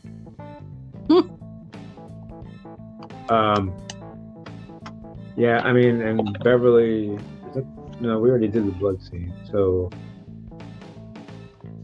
I thought Miss Curse was awesome, and the new movie, I thought it was a little jump scary, over the top. But then reading this part, it was oh, well, no, she was just as creepy as they were in the movie. So I think it was actually pretty close. Because she was really creepy in the movie. I loved watching that part. Yeah. And she did some spidery movements, I think, too, if I remember right. She was they were talking and she kept doing stuff that Beverly couldn't see, but the audience could see. You're like, ooh, what's that? Yeah. I remember that from the preview, I think. Yeah, I got a jump scare just from the preview of that part. I was like, ooh. Yeah. Yeah. And then she like runs out in the yard and screams, and there's people walking by, and they're like, "La-di-da, nothing to see here. I didn't see that." Stupid. Did you hear? I don't know if I went this on the podcast, but there was some woman got fucking raped on a subway while like 10 people just watched and let it happen. Oh my gosh. Yeah, there's an SVU episode about that. Right. Well, this happened in real life. Like Most SVU episodes are based on real life events. it was like 5 days ago, so I'm pretty sure it wasn't FBU. But Well, then it's happened before. Unfortunately, it's a part of. Well, it's because, one. Never mind. I'm not gonna go into it. yeah, I just thought that was especially horrible, and I needed to say that. What the fuck is wrong with those people? Unfortunately, it does not surprise me because the bystander effect is very powerful. Yeah. Yeah. There's no way. I don't care. I couldn't do that. There's no way. And what was it, the balls of that guy that just decided that was a good, nope, it would be all right. You know, I'll just sit here and rape somebody in front of all these people. Nothing else. What could possibly go wrong? I mean, you're as opposed to somebody who would rather do it behind, like away from everybody else. I don't know that necessarily makes them like more or less ballsy. I don't know. Well, if there's no witnesses, you're less likely to get caught. I guess. You're still like not like he didn't care if clearly, anybody saw though. him or not. Well, I mean, obviously there's something wrong with him. That's my point. Yeah. All right. So anyway, enough of that. I heard that on the news and I couldn't believe it, like that actually happened. Beverly. Oh, is this what you were talking about? The clown was gone. Oh yeah. By the way, I missed that part, but she looked back again, and her dead father was not wearing a witch's black dress, but the clown suit with the big orange buttons. He had a coonskin cap, I'm paraphrasing a little bit, perched on his head. In one hand, it had a bunch of balloons. In the other hand, it held the leg of a child like a chicken drumstick. They just gnawing on a drumstick that was a kid's leg. Written on each balloon was a legend that came from outer space. I think she was just thinking about that. Oh yeah, I needed to mention the drumstick because I love that that visual. It's technically horrible, but it cracks me up every time. And that's what she says. She has a thought. She can't beat it. Whatever it is, we can't beat it. It even wants us to try. It wants to settle the old score. Can't be happy with a draw, I guess. We ought to get out of here. Just leave. And then, like the second she thinks that, a balloon hits her on the leg and says, "That's right, Rabbit." That's especially terrifying. I'm gonna stop thinking about stuff at this point. Not good. That's possible. Then Richie does the Paul Bunyan sequel, I guess you'd say. I don't know. He does both at the same time. Well, right. He remembers the old one and the new one happens. I mean, I don't have much to say about that other than it's weird that he denies that it happened. We're an hour and a half now, too, somehow. He's thinking about isn't the All Dead rock band like a shtick that he used to do or something on the radio show in LA? I don't remember. I don't either. I think it was. Especially, I thought it was funny. He does this whole story on how they got approval for the statue. I'm like, I don't really care about all that. There's a statue. Same. I was like, I wonder if this is real, and I also don't care. I had the same thought. I was like, I wonder if it's real. I was like, I don't care enough. I was like, wow, did all that really happen? And I was like, yeah, let's just keep moving. Like, I'm waiting for the Paul. I thought it was interesting that they wouldn't approve the ox. You can't have Paul Bunyan without his blue ox. Like they go together. So they approved the Paul Bunyan, but not the ox. So maybe that's why he. But I was just say one thing Pennywise says now that I'm looking at this is that I've been thinking too is where he says, like in that section right after he's talking about the show, he says, "I could have you now if I wanted you now, but this is going to be too much fun." I'm like, yeah, it's kind of. Yeah, where did he write that? Because I think I wrote bullshit. Because after what happened to him last year, remember he tells Henry, well, he's about to, he hasn't done that yet, that they were all surprised that they couldn't beat him. So I think if he could, he would get rid of him because he doesn't want to take any chances with them because he's already, got his ass bit by him once. Yeah, no, I agree. He's definitely a little scared. I think he's lying, yeah. And then the other part, right after that, well, when he says... it was big as a beam. Sorry. I did highlight that. That's not what I'm talking about. Something else he said beam twice in like one paragraph. I could give you, how about if I point at your pecker and give you prostate cancer? Or I could point at your head and give you an old brain tumor. Although I'm sure some people would say it would only be adding to what was already there. So why would he not do that if he could do that? Why didn't you point at them and have their head explode, for that matter? So I think he's just lying. I don't think he can do any of that stuff. Because I gotta believe he would if he could, because they're dangerous to him at this point. They're interfering with his lunch, dinner. Yeah.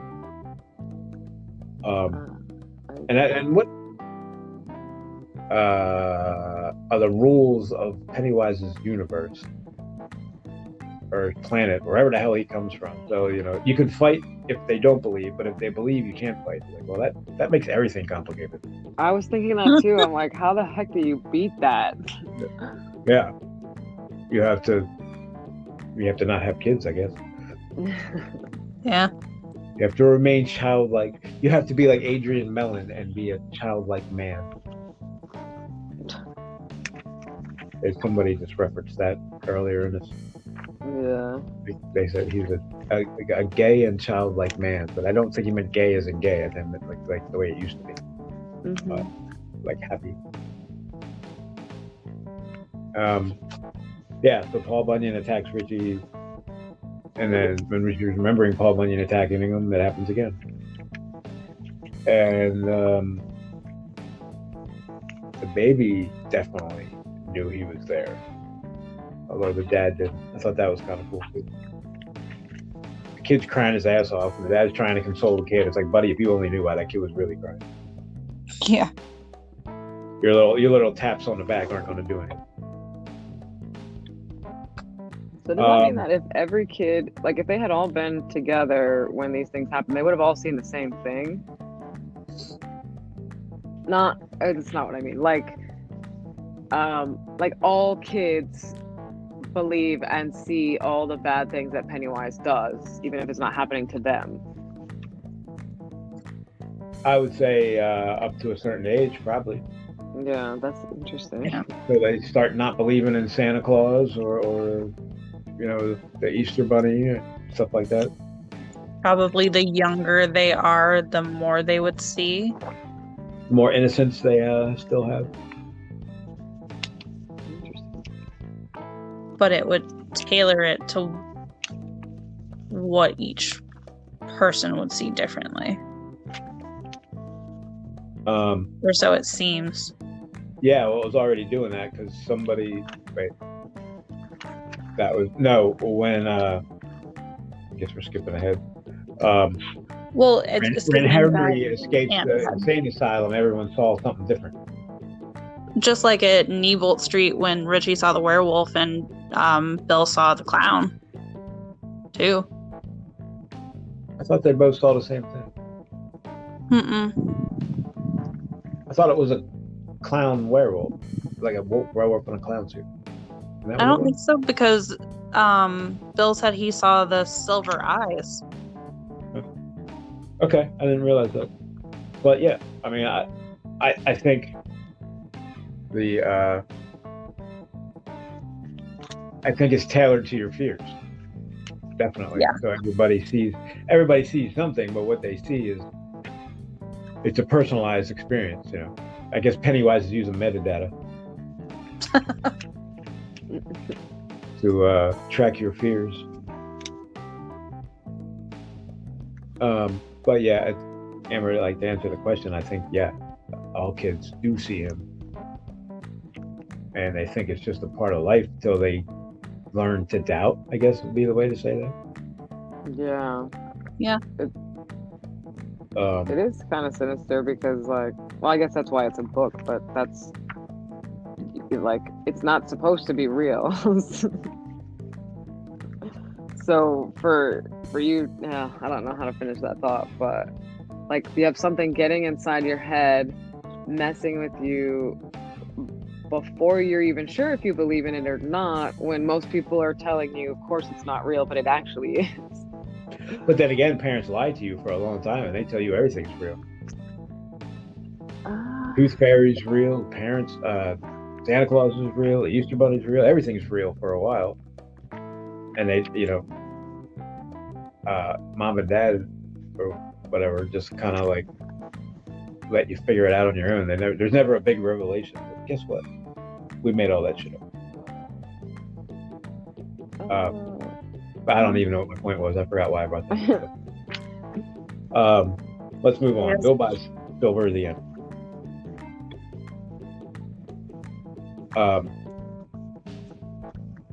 Are we done? I was half joking. Are we done with Richie and Paul Bunyan? Yeah. Yeah. Yeah. So Bill buys Silver at the end. Okay, what's after that? Yeah, Only there's thing- nothing. So, Yeah.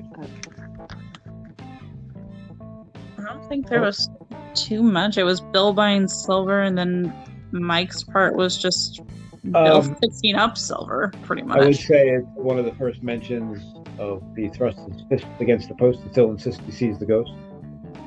I used to actually recite that because I was such a Stephen King nerd. And I used to pretend, not pretend, but like when I got like mad, I would just recite that in my head till I wasn't mad anymore. Like if I was mad at someone at work, I would just chant that in my head. I just hear the adult from the first movie because he does such a good job, and I hear it like over and over again. Yeah, that's John Boy Walton from the Waltons. You probably vaguely have heard of that. But it's like the biggest show in the world in the 70s. My one question for what? Sorry. I was just gonna say, who was that? A little boy you talked to? What ghost? The first thing he said. Oh, you mean the title? No, there's no good. No, that boy was real. What do you mean? Maybe he's talking like metaphorically then. Bill did not see Pennywise that afternoon, but he did see a ghost, a real ghost. So Bill believed then, and no subsequent event caused him to change his mind. Silver. Oh. Okay, that would make sense. Silver's the ghost. Ran rode to beat the devil. That's what he said. He didn't know how the kid was riding a skateboard, but he thought he was riding to beat the devil. The whole skateboard thing was that's a brave kid, because I would have been like, there's kids getting murdered and you're a weird guy asking to ride my skateboard, so I'm just going to leave.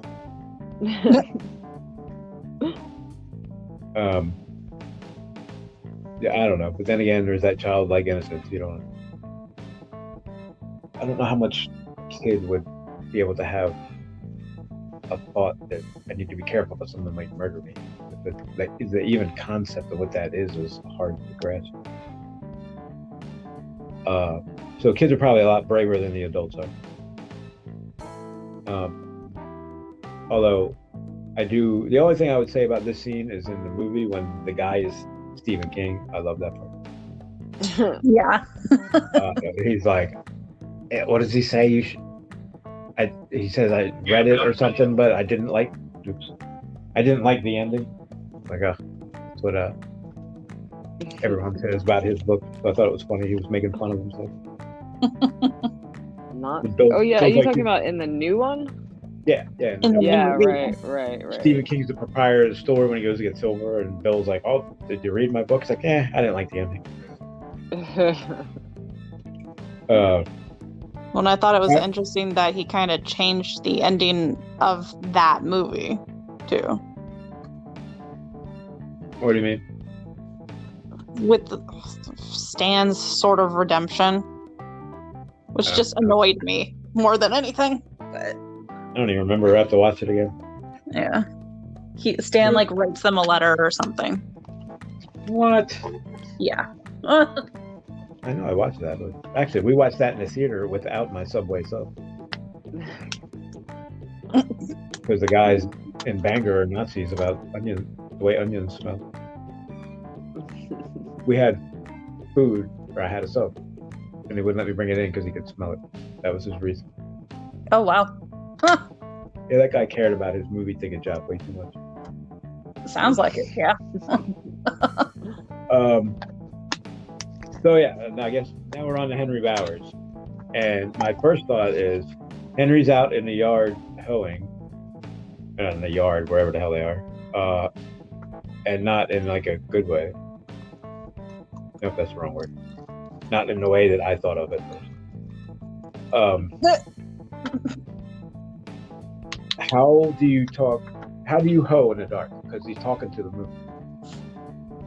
So he's out there doing gardening in the dark, is that right? No, it's still like, you know how sometimes you can see the moon when it's still light out?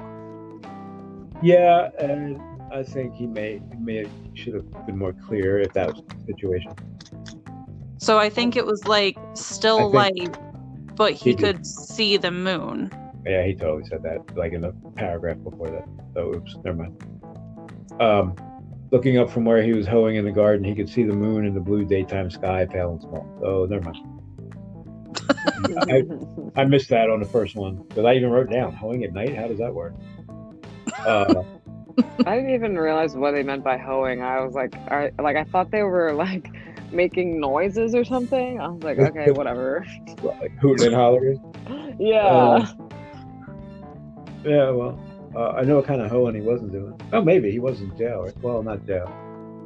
He was in.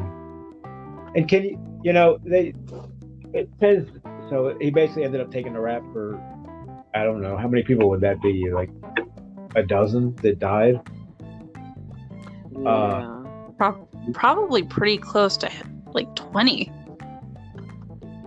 You think you would be in an insane asylum and not jail with that many people over your head? Did he go straight to the asylum? I thought he was in jail first. I think he was till he went to trial and then found criminally insane. Yeah, but didn't he? Wasn't he exposed to something? Well, it got a little fuzzy what actually happened to him. I don't remember because we haven't gotten there yet, but like, isn't there like, I think he's actually insane at that point. Yeah, after Vic and Belch, I think Henry is insane at that point. Yeah, so I could believe that like he was not. Well, I mean, I don't know how. Well, he killed his dad, and I guess nobody's surprised at that because his dad was a complete asshole. It beat him at every turn. But then they found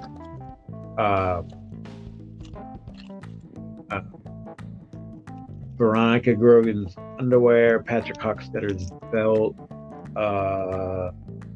Vic Belt and Chris's textbooks. Yeah, and something else. He's like, he could account for everything except for the one. And like, you know how they got there, but he thought he knew who or what had taken care of it. But best not to think about such things. Or best not to talk about such things. We haven't learned about it yet. Yeah. But I guess so they sent him to Augusta, and then finally in 1979 they transferred him to Juniper Hill. So I guess I don't know, did they send him to a mental asylum in Augusta or was it to jail? That was the impression I got. That he went from one institution to another, or one mental institution to another. but I don't. Yeah, I don't. I It's thought kind it of may hard have to actually tell. said that, but I can't. I don't see it at the moment. I don't think it makes that much of a difference. It wouldn't surprise me if he had gone to jail or an I asylum. guess that's true. Either way, yeah. I think if he'd have went to actual jail, he'd have been a lot worse off. As far as what he would have went through in the intermediate years. That's true. I mean, it sounds like he went through some stuff anyways, especially considering and I was talking to Amber about this at work, but I had to go back and look at how old he was supposed to be. And I'm like, this is a 12-year-old child that you're putting pressure on to commit to all these murders. That's insane. Was that? Yeah, I didn't really think about that, but yeah, was that happening in 1958? Yeah, why was a 12-year-old on trial in the first place? That wouldn't happen, would it? Not now. There wasn't a trial. In the 50s, maybe. When did he kill his dad? Because that's when it all happened. I mean, it was when they all went down to the sewers, so...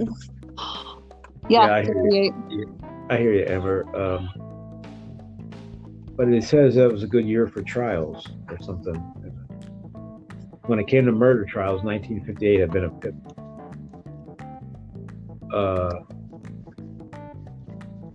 But it also says he confesses. So yeah, maybe he confessed I don't know. Maybe he confessed at the trial, but I have no idea. Patrick Hockstetter keeps showing up. I didn't realize how much he is in the book as this is gonna happen and it's gonna be bad when it finally does. I feel like he's almost a mythological figure at this point because I keep hearing about this kid. And he hasn't actually shown up yet. Although I know he's about to because I looked at the chapters. But, yeah, we talked about that. The apocalyptic rock fight and the death of Patrick Hockstetter, two of my favorites, back to back.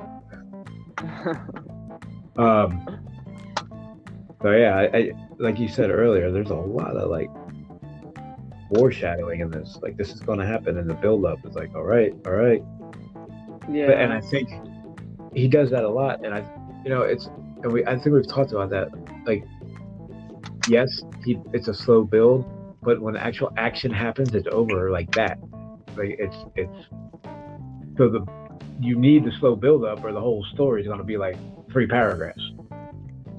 Because when it actually goes bad, it goes bad really quick, and it doesn't actually take that long to tell you that part of the story. Or nothing actually happens. Well, that would be a shorter story. Or, never mind, can't spoil it. Let's not talk about that. I was say, or a 1,500-page book, but right. Yeah.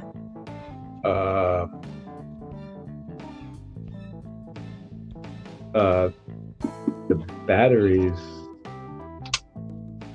disturb me. I think that would hurt your hand if you hit somebody holding a roll of quarters. Not batteries, quarters. I meant, sorry. Every time he talks about them hitting them with the roll of quarters, makes my hand hurt.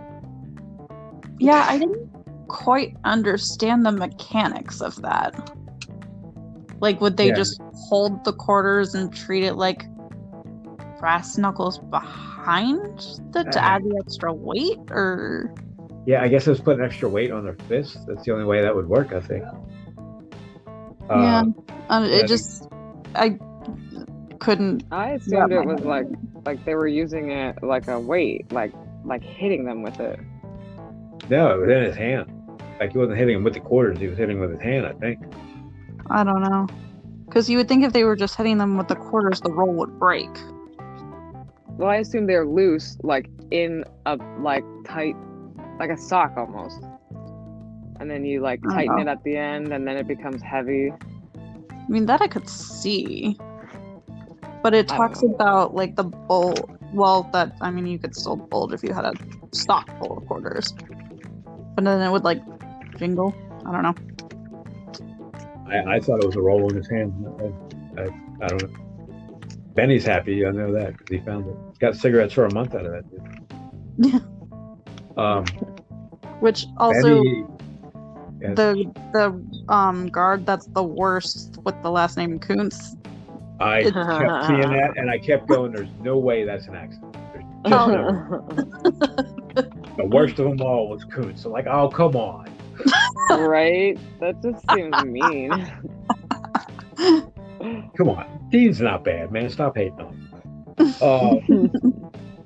Benny, whatever his name is, Beaulieu. I don't know how you say that. Beaulieu. That guy sounds especially crazy. I can, his brand of crazy, I can picture him doing when he talks about it. Especially, it's like, try to set the light on fire. Try to set the light on fire. Like, well, I think he needs some bipolar medicine. But I don't necessarily enjoy what he was doing, but I enjoyed the scenes because I could see almost what he was doing, I guess the way to say that.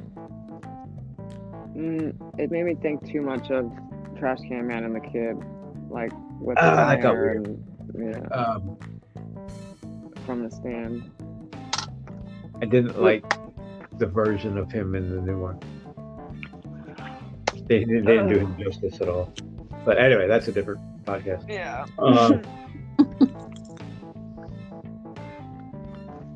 I like how Vic tells him he doesn't have to talk out loud.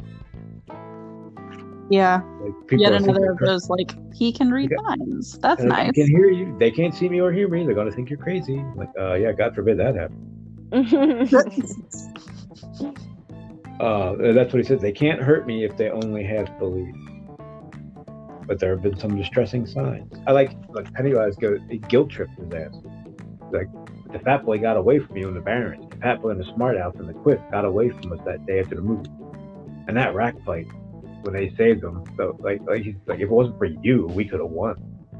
It was like, way to like guilt trip his ass. I think it's more of like spite, because like how else would you motivate him? Like you gotta spark that fire. Yeah, I mean that's part of it. Like, oh, what, are you gonna let that happen? Come on. Yeah, because Henry, I gotta tell you, doesn't seem mentally capable of caring about revenge or spite or any of that. Much less carrying out some stealthy attack on somebody. So I think, yeah, they needed to get him on board and to get going. Yeah, I mean, maybe the guilt trip was how they did that. Because he kind of just glosses over it, but you're like, the next time you see Henry, he's like spent the night on the side of the road waiting for it to be dark so he can walk down the street again. Well, there's no way he came up with that on his own. That's so true. I think the Henry's mind's been snapped for 20 years, but I think Pennywise is obviously guiding him to not get caught. So, but well, that's more spoilers. So that instantly conflicts with what happens, because Pennywise should have been able to help through that too, you would think. But Jimmy Donlin, I was a big fan of that guy too. He ate half his mom by the time they found him. Do you guys remember that paragraph? Yeah.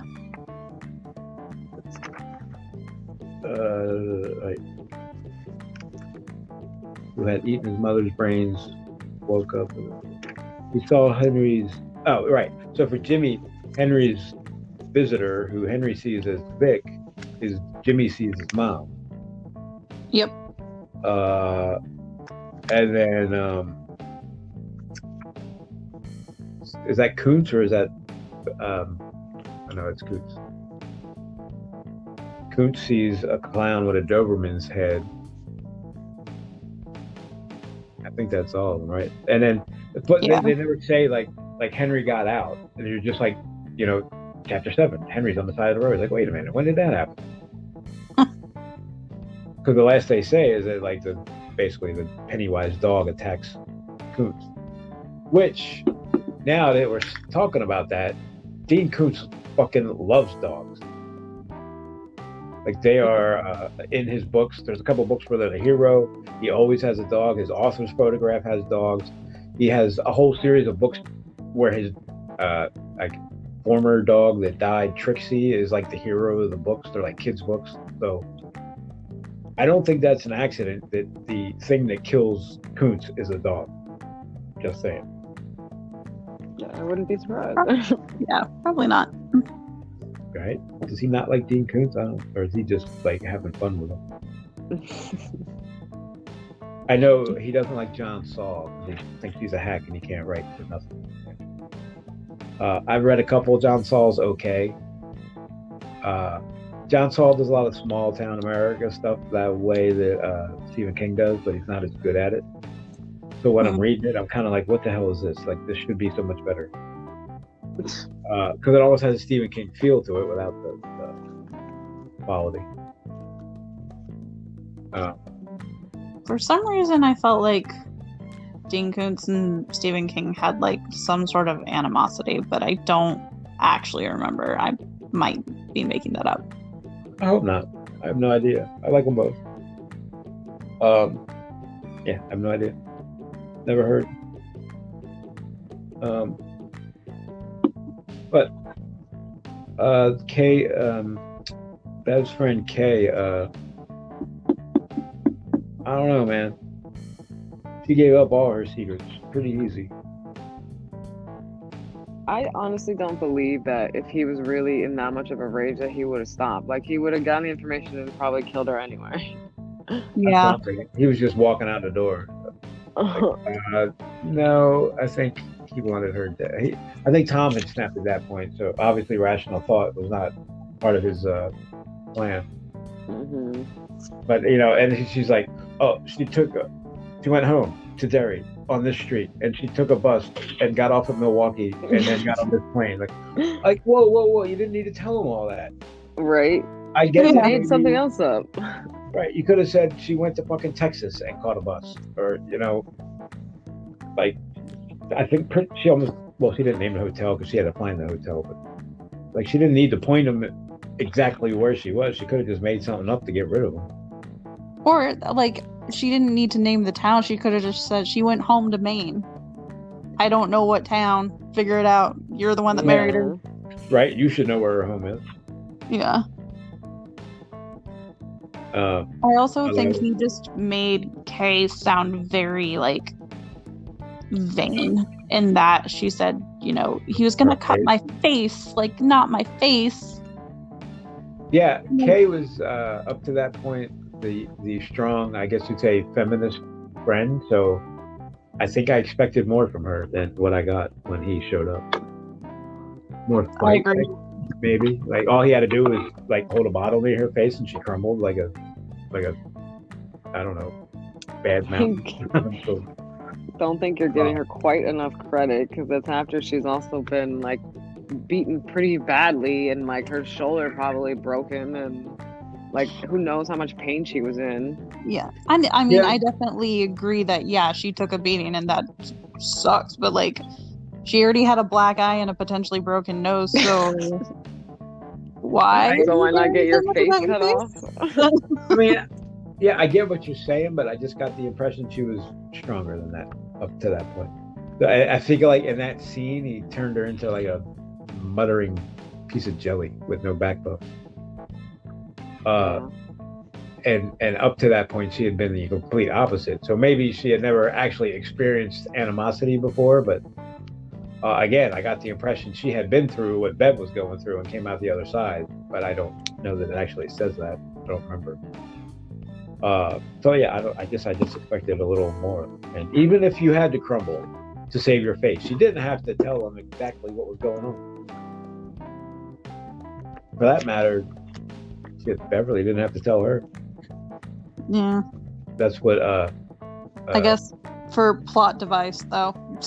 Well, yeah. Well, Tom had to go to Derry, so that's what that comes down to. I like how he just goes and buys a car and has a guy drop it off. Like Bev's got no money. The first thing Tom did was stop and take all the money. So maybe you should have thought of that, but well, never mind. She had to get out of there, so that would be a dumb thing to say. But I don't know. Next time you escape, take your debit card with you. Just don't speak at any domestic violence seminars. Obviously, I'm being facetious. And if it's not obvious, let me just say I'm being facetious. Yeah, he has some. Tom's an uncomfortable character. The things that guy goes through, and some of Richie's voices are uncomfortably racist. I think we talked about that before. Yeah. The guy keeps coming back, the pickaninny guy. It's like, oh my God, stop with that guy. Why didn't you edit him out like when you read it in the hospital after he got hit by the car or something? And then, I mean, like when I read that guy now, why are you doing that? Oh, stop that. And then, kind of skipping through Audra. I don't really have much to say about Audra other than she goes back to Derry too. Yeah, because she had to go back. So, even though it pissed off Freddie Freeman, or what is his name, Freddie something. Yeah, it's like a pistol her director. Bill told her not to go. Yeah, she's like, nope, I'm gonna go. Yeah, so we got at the end of this chapter, Tom, Henry, and Audra all heading to Derry. Actually, Tom's in Derry. Well, so's Audra. Don't they stay right next to each other? Oh, yeah, the cars are parked facing each other. Oh, yeah, and I thought that was... So, yeah, part 8 of that last chapter, it's just one paragraph. And it's talking about how they parked right next to each other, and it just moves on. Like, well, that's not just randomly in there. What's going to happen there? There's a reason you're mentioning how close they are. So, and I think if I remember right, that might be what happened to those two.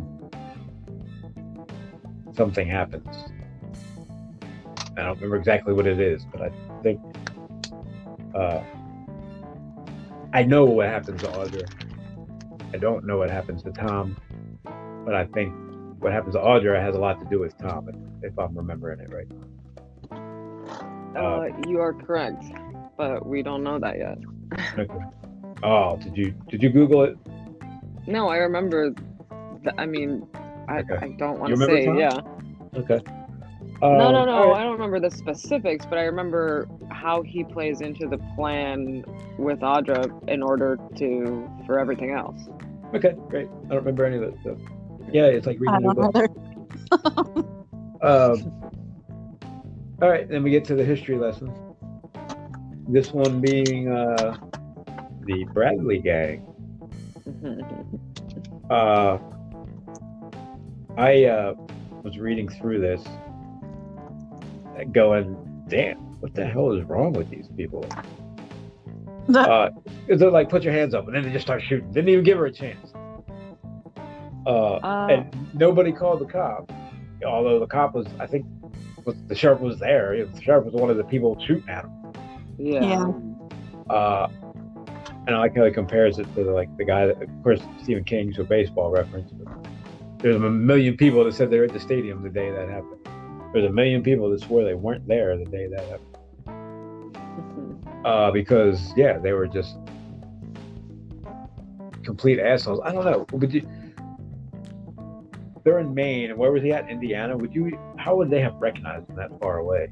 It's the most wanted list. How would they even have known who they were at that point?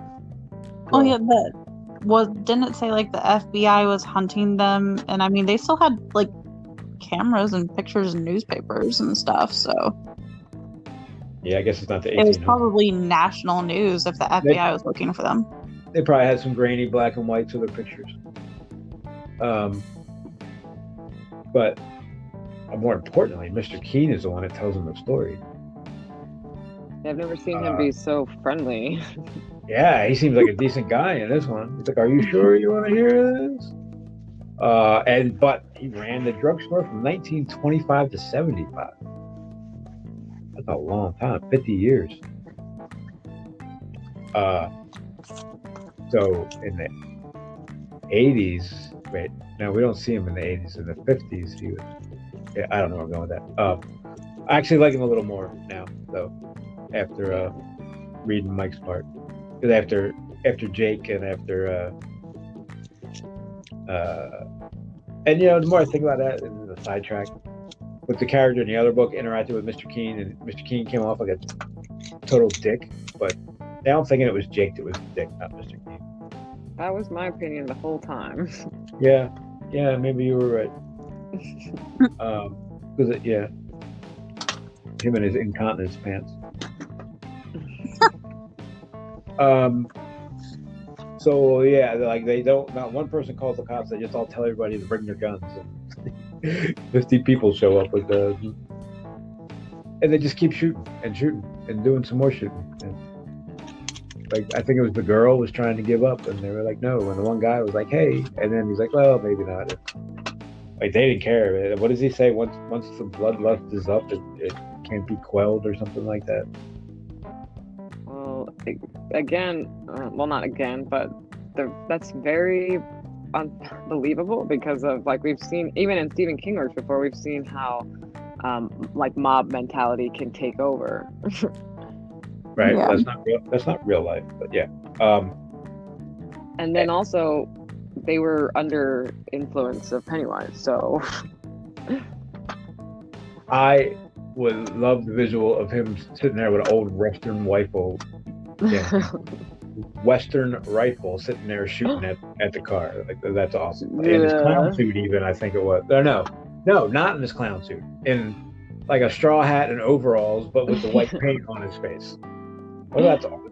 I hopefully he had a piece of grass sticking out of his teeth. He was chewing on. Yeah, and then he starts talking about all the people that had guns on. He came in for a soda, and he had a 45, and he had a rifle over here, and he had, I remember all the other guns, but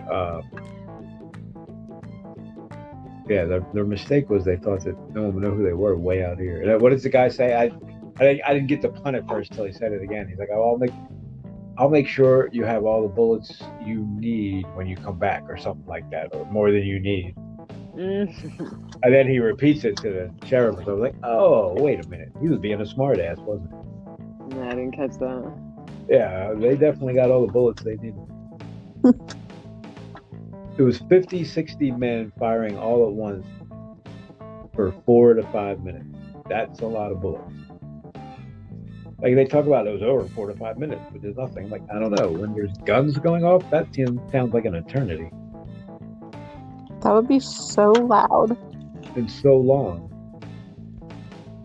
I mean, yeah, it's hard to believe that Derry is that isolated, or that even like everybody in Derry who wasn't there just chooses to ignore that.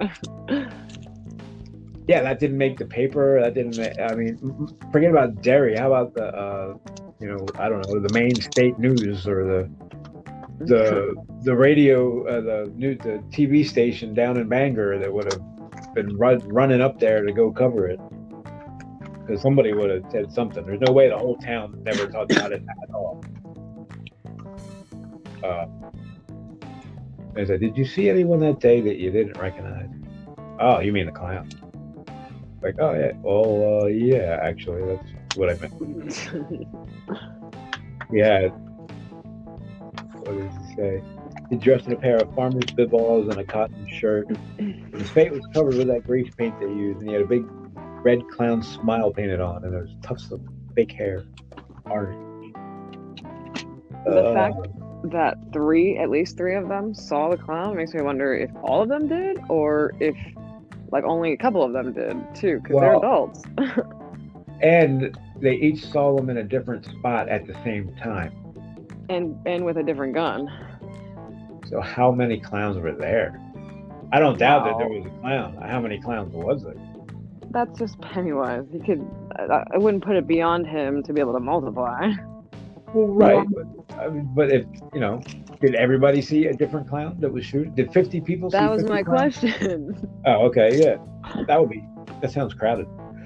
Yeah. Or was it only a few people, and then why them? Like, it just, like, I guess they believe. I don't know. Yeah. Why did the adults see him? That's the whole thing, and they don't believe anymore. So maybe I guess they still believe to a point. You know, I'm not sure what the rules of Pennywise world are. They're very confusing. Yeah. Unless they were so fueled with like I feel like rush is a bad word, but like the anxiety and like the thrill of the moment and like Adrenaline. the bloodlust. Thank you, adrenaline.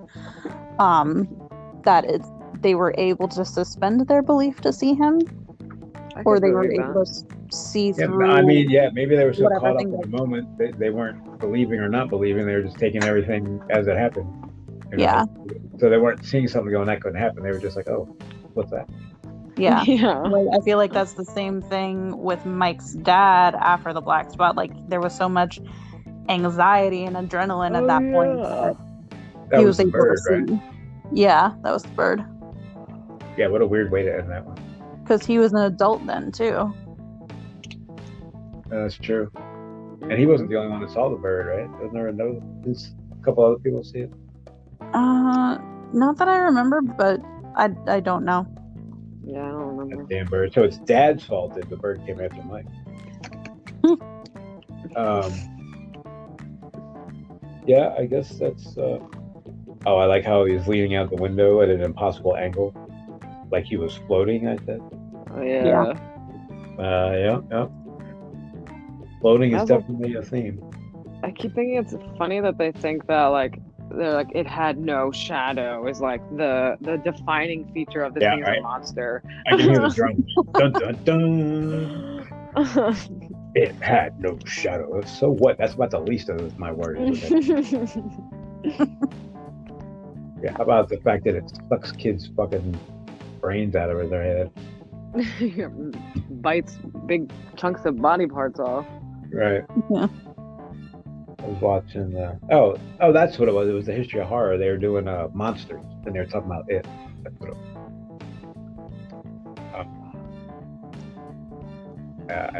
I don't know. That clown in the new It, I just never saw as warm and cuddly. Stephen King was like, "Don't blame me." He said the Clown Association is mad at him or something like that.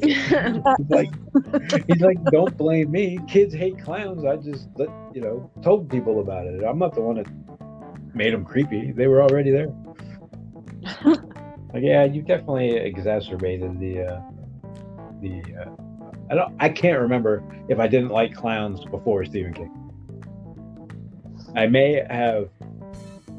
It's possible. Well, actually, I didn't because Poltergeist was before it. Have you guys seen Poltergeist? Yes, I know what you're talking about. Yeah. So well, there's a possessed clown that he keeps in his bedroom that doesn't end well. It's a doll, like the creepiest looking doll. Yeah, it sits on his rocking chair and he keeps looking at it, waiting for it to move, and it keeps not moving until it does. Ew. So I think that's when my cousin Chris was. Yeah, he told me. Yeah, about I was 13. He was about 9 when he saw that movie, and he had a clown the exact model clown, as a matter of fact, sitting on a chair in his bedroom. He went home, threw it right in the trash can. He went on doing that clown after that. So I think that's where. I think between Poltergeist and it, like I don't ever remember a time where clowns were funny. So, yeah, I don't know when it started, but he may not have been the reason, but he was a big factor. That's for sure. I think it was for Pennywise. I might actually have a grudging acceptance of clowns at this point. That's over. All right, what's next? I think that's it for this movie. Anybody got anything? No.